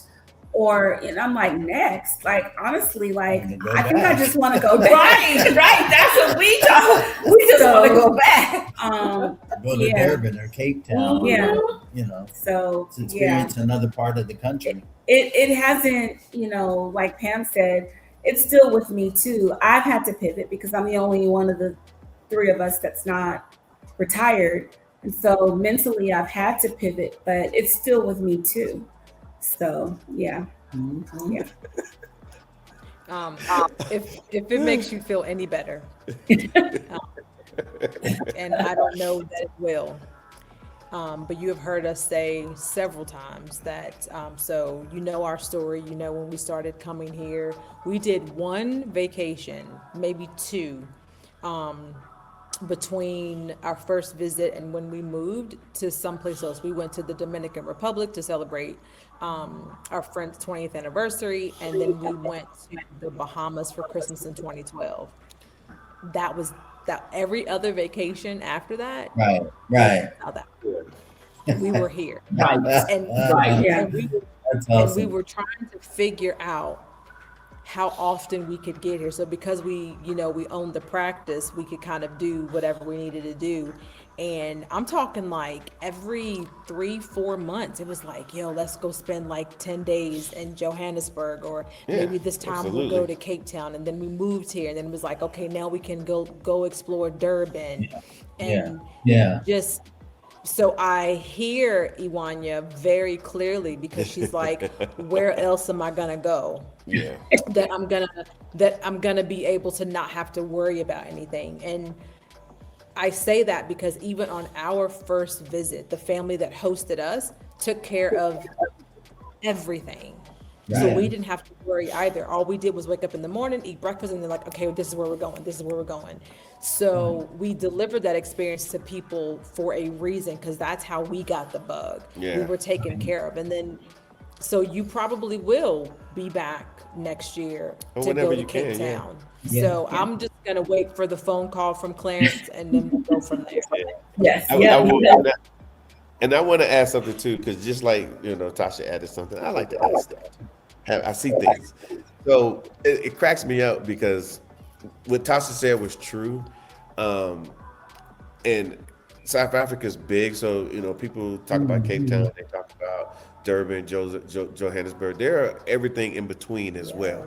Yes, So mountains. yeah, so we go to a lot of smaller towns and have different experiences based off the culture that's there. It's going to be a different experience. So it's like South Africa gives you all the experiences all the time. Yeah. But it's funny. We had a couple that came just recently. Actually, a couple.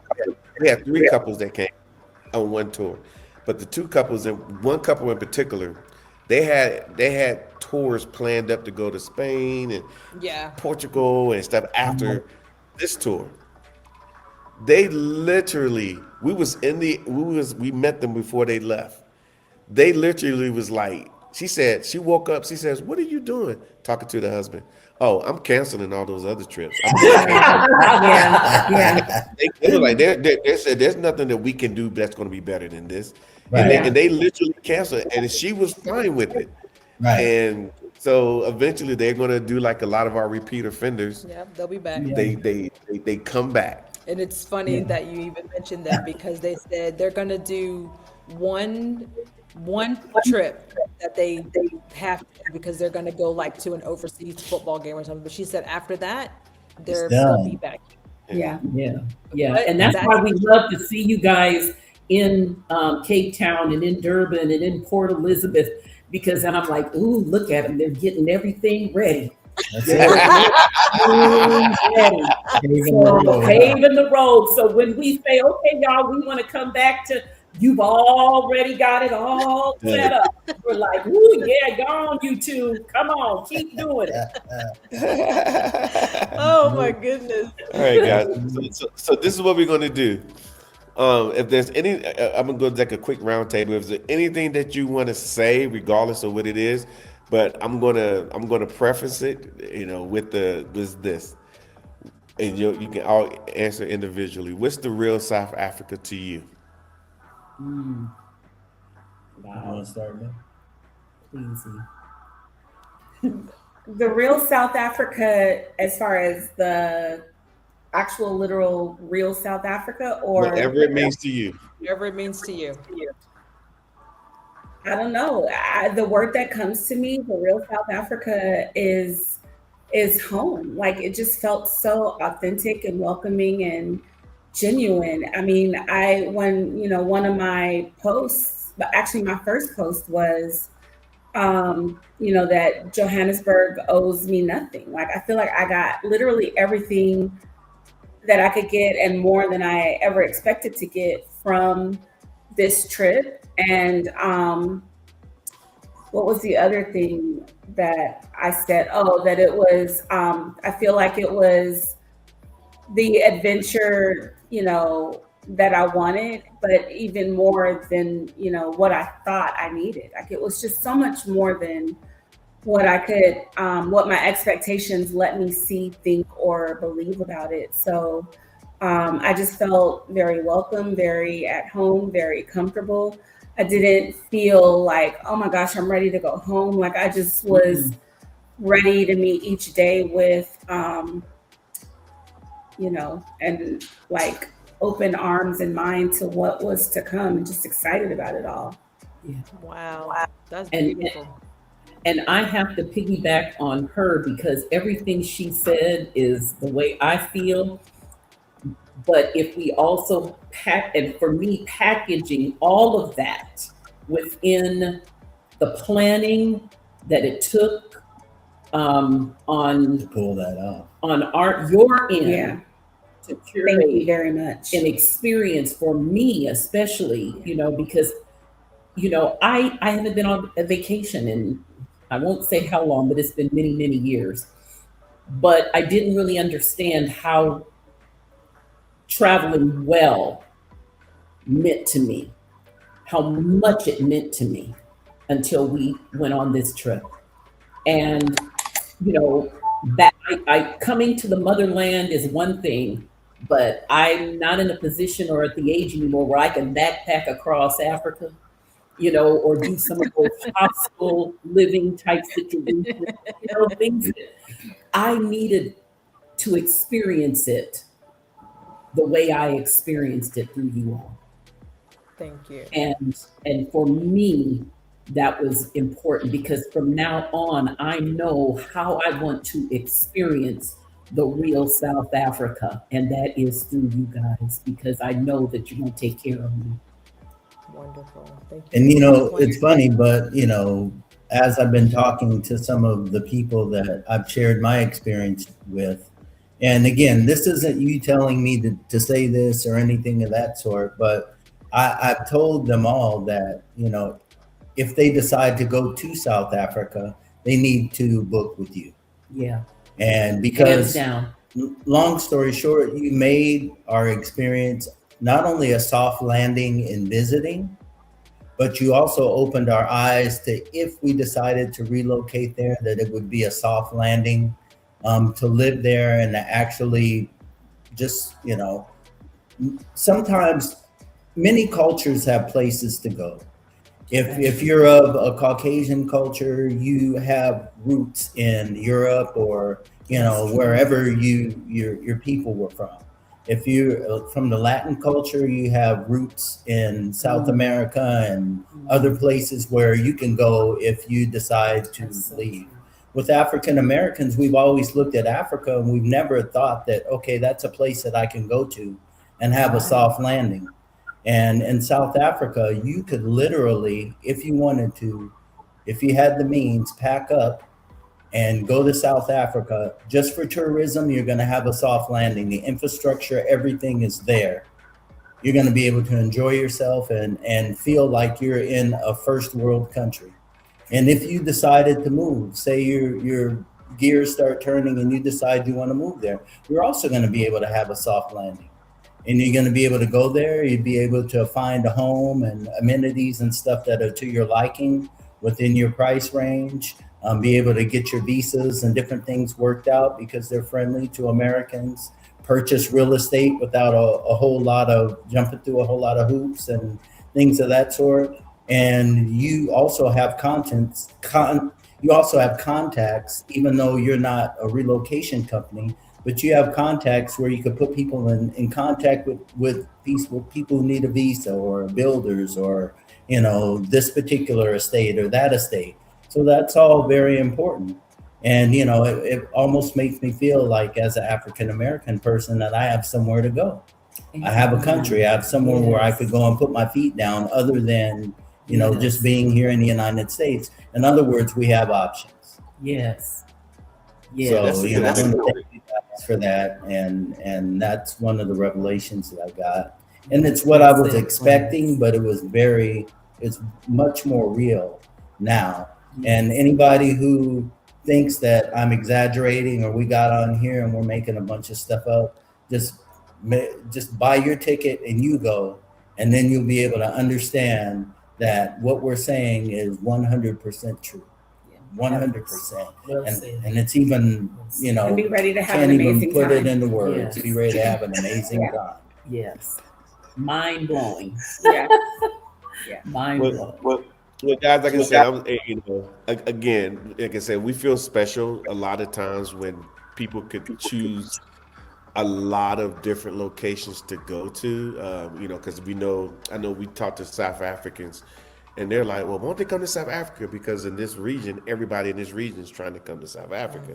So they just assume, well, Americans should just come to South Africa like everyone else. And we're like, no, they get marketed everywhere else in the world. They get marketed to go on cruise lines, Hawaii, South America, Mexico, Europe. They get so much stuff in their inbox, and in their inbox is never, and I'm going to say never. It will never cross their radar. There's no reason for it to actually cross their radar. So obviously I'm right. Okay. So with that being said, when Americans choose South Africa, South Africans are like, oh, they actually are choosing us. I'm like, yes. And then there's a actual company, because they mostly know who we are because they keep stopping us in the street saying, hey, y'all are celebrities. I know, it just keep happening. So at a grassroots level, we're doing the work. The Americans that come here are doing the work. They might not see it that way, but like you, all three of you said, you went on. You got a Zoom group that you talk to these ladies. You're doing the work. You go to your meetings at the school and you crush everybody when it comes to their little. They went to Disneyland or whatever, crushed them, got them thinking, and so forth. So we're all doing the work. Those that came before you, who did a testimonial, kind of like we're doing now, who you don't even know, but you saw them in a video. I tell you what's funny, I hate to keep going around. Sometimes like we do the real estate tour. And we bring people, so they all come in and they're like, they start talking about our videos that we did that we don't remember anymore. It's like, oh, y'all remember that time? Like, no. And they like remember it. You said this and you said that. Yeah, on the real estate tour, Oh, wow. sometimes we bring in people who came on previous real estate tours or who have moved here. And they walk in and they're like, I remember you in the video. I remember you. And then they start, and it just turned into a big old Big like, old happy family. yeah, it's incredible. But like I said, so what we're doing is it's for us. It's not government sanctioned or whatever. It's something that we can do for ourselves, and so hopefully other people see it and take value in it. None of this is wrapped up in current social media hype and all that good stuff. Actually, I personally half this most of the stuff people say I never see because I'm here every day. I don't see it. People say, well, what about? I'm like, listen. I go to the mall, go buy my shoes, go take my wife to. We ate breakfast this morning. we did. We took the car out for a drive. We do what we do, and then now we're on here talking to you guys. Talking to you. Right. Yeah, we took a nap before this too. Yeah. So, yeah, it's crazy. So, all I can say is thank you for trusting us. For trusting us, because that's to me that's the main thing. From you guys trusting us, our thing is to be responsible. Putting out good content and being responsible that you guys took your tourism dollars and put it in the Republic of South Africa. And we're going to make sure that you get everything you're supposed to get and so forth. So we feel like we have some levels of a responsibility, to those who trust us. And that's you. So thank you for coming. Thank you. Thank you. Well, Thank you so much. The pride that you have in your business showed. Yeah, it Everything did. that you said in words was fleshed out indeed when we got there. Yeah. And so we're thankful to you for offering us an opportunity to be able to come, and we will be back. Yes. Most thank definitely. We'll be back. Thank And you. we're gonna bring others. We gonna yes. We're gonna bring others. Because they need that. Follow you. They always follow. Bring 'em All all. these people, they always be following other people. Somebody 'em told me to call you. I got an email right now. Somebody said that y'all probably can do this, dot. I don't know, but I'm right. And I'm sitting here like, boy, they have no idea what they about to get into, but it's going to go down. That's why you smiled all the time. When we were on the real estate tour, you were just smiling because you were like, yeah, they're starting to get it. They're getting it. They're getting it. And that was an awesome feeling. I know it's an awesome feeling. Exactly. It is. I'm not trying to prove it wrong. I'm just trying to trust me. We probably should. We're gonna be wrapping this up in just a second, but it's so funny because they all come in the room, and they don't know each other, and they all come in, but they know us. Yeah. So you guys don't realize it, but they're all in our faces Yeah. at different times, Asking the same question. asking the same questions, and I'm like- and they're like trying to get, let me get a minute, so for them it's like 1 minute, but for us it's like 30 minutes times however, and they Times just of asking keep, the they same just questions. keep, but And we're like, just hold on. That question's gonna get it's answered. happening. I promise. And then when it finally clicks in, they're like, man, you guys got us. And I'm like, no, it was here the whole time. Yeah. You just had a lot of trepidation. Yeah. Right. And whatnot. But then once they get past it, they're cash money. And so forth. So we're gonna leave it there, but we really appreciate you guys taking your time and Pam, get to church and get I know. get I hope your you're prayer not on late. and Oh whatnot. yeah, I'm fine. Okay. Thank All you right. guys so much. Thank you I so know much. that. Thank you. You guys have God a wonderful bless you. evening. Thank you. Thank Have a you. good day. All right, Thank we'll you. talk to you. Bye-bye. Bye-bye. Bye. So guys, that's what's happening. We're doing our best to make sure that it's available for you. This isn't our company is not set up to be like, this versus that country or Yeah. and we're There's not no verses. It's just we're not mired direct in and straight and we're not mired in the social media debates and all these great and wonderful things because personally we live here in South Africa, so we just living our best lives, Yeah. and so forth. But come here on a tour. We always are going to say that. So if you send us a message or email saying that your first email is I just want to move, you're probably going to get a response that sounds like, listen, Come on a visit. come on a visit, like these people come, and see it for yourself. And then if you feel the same way, and obviously you're going to need things. We got those things lined up. We'll make sure it goes that way, but you're going to have to come on a visit and see it for yourself. Absolutely. Anything else, Tasha? Nope, it was a wonderful interview. I enjoyed everything that they said. I don't take their words lightly. And because it is a proper experience, the way they are able to express themselves is exactly what we expect. But we can only expect that when we invite you to come on a visit. All right, so we will we'll see see you. you here in sunny South Africa. If you're into diamonds, this tour is for you. We set up for you when you come to Johannesburg and or Cape Town, a tour where you can go and check out the diamonds and select the diamonds that you want. You can get the cut, the clarity, and all those good things on this tour. The diamonds that you will purchase will come with the paperwork so you can take them back to the United States.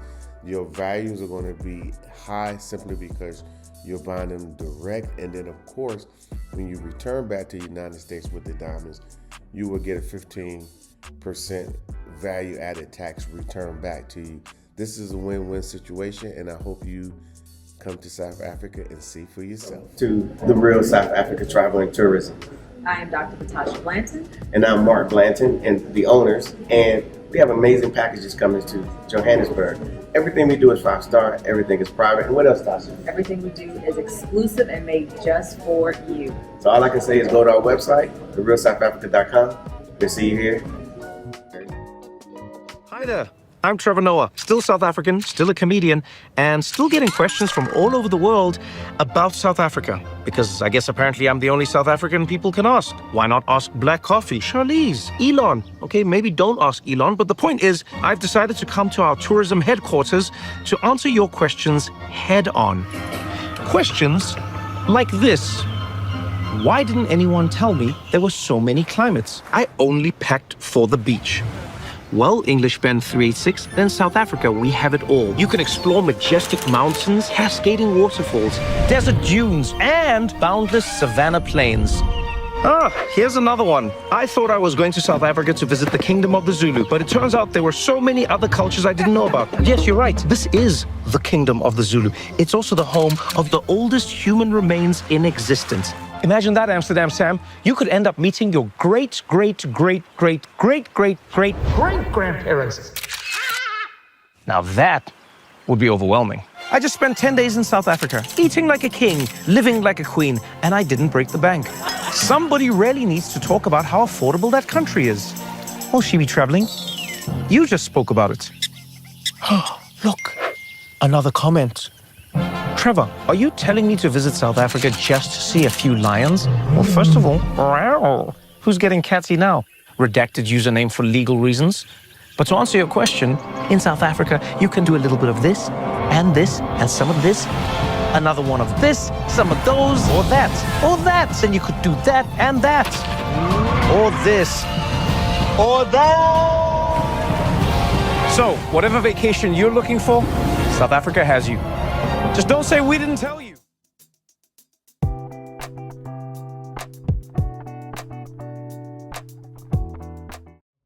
All right, guys, this is Mark Edward Blanton from the Real South Africa. And guess what? Our visa services is back. We're going to be helping you guys with visas because we all know that it can be problematic to get a visa here in the Republic of South Africa. So what we have done, we partnered with a big company that will assist us, and we've checked them out. We recommend that their services are very, very proper. Of course, we go with proper here in the Republic of South Africa, and they can assist you. So if you have questions about, do I qualify for a visa? Then that's when we have our consult. You get a consult with these guys. They will literally go through everything with you. And my expectations is for you to ask all the questions that you need to ask so you will know exactly which way to proceed. So they work in every arena of immigrations. So it would definitely help us who are looking to migrate to the Republic of South Africa. And all I can say is first, come on a trip, of course, And once you come on a trip, then you will be motivated to do all the work that needs to happen for you guys to come to South Africa properly. So all I can say is this is a great team. This is a great situation. All I can say is, again, reach out to us at outreach@therealsouthafrica.com. We will respond to you, and then you'll get an email, and then the process has began. Okay, so we will see you guys here properly in sunny South Africa. Thank you so much for spending time with us today. If you like what you saw, please subscribe and don't forget to hit the notifications button so you don't miss out on all things The Real South Africa. Thanks again.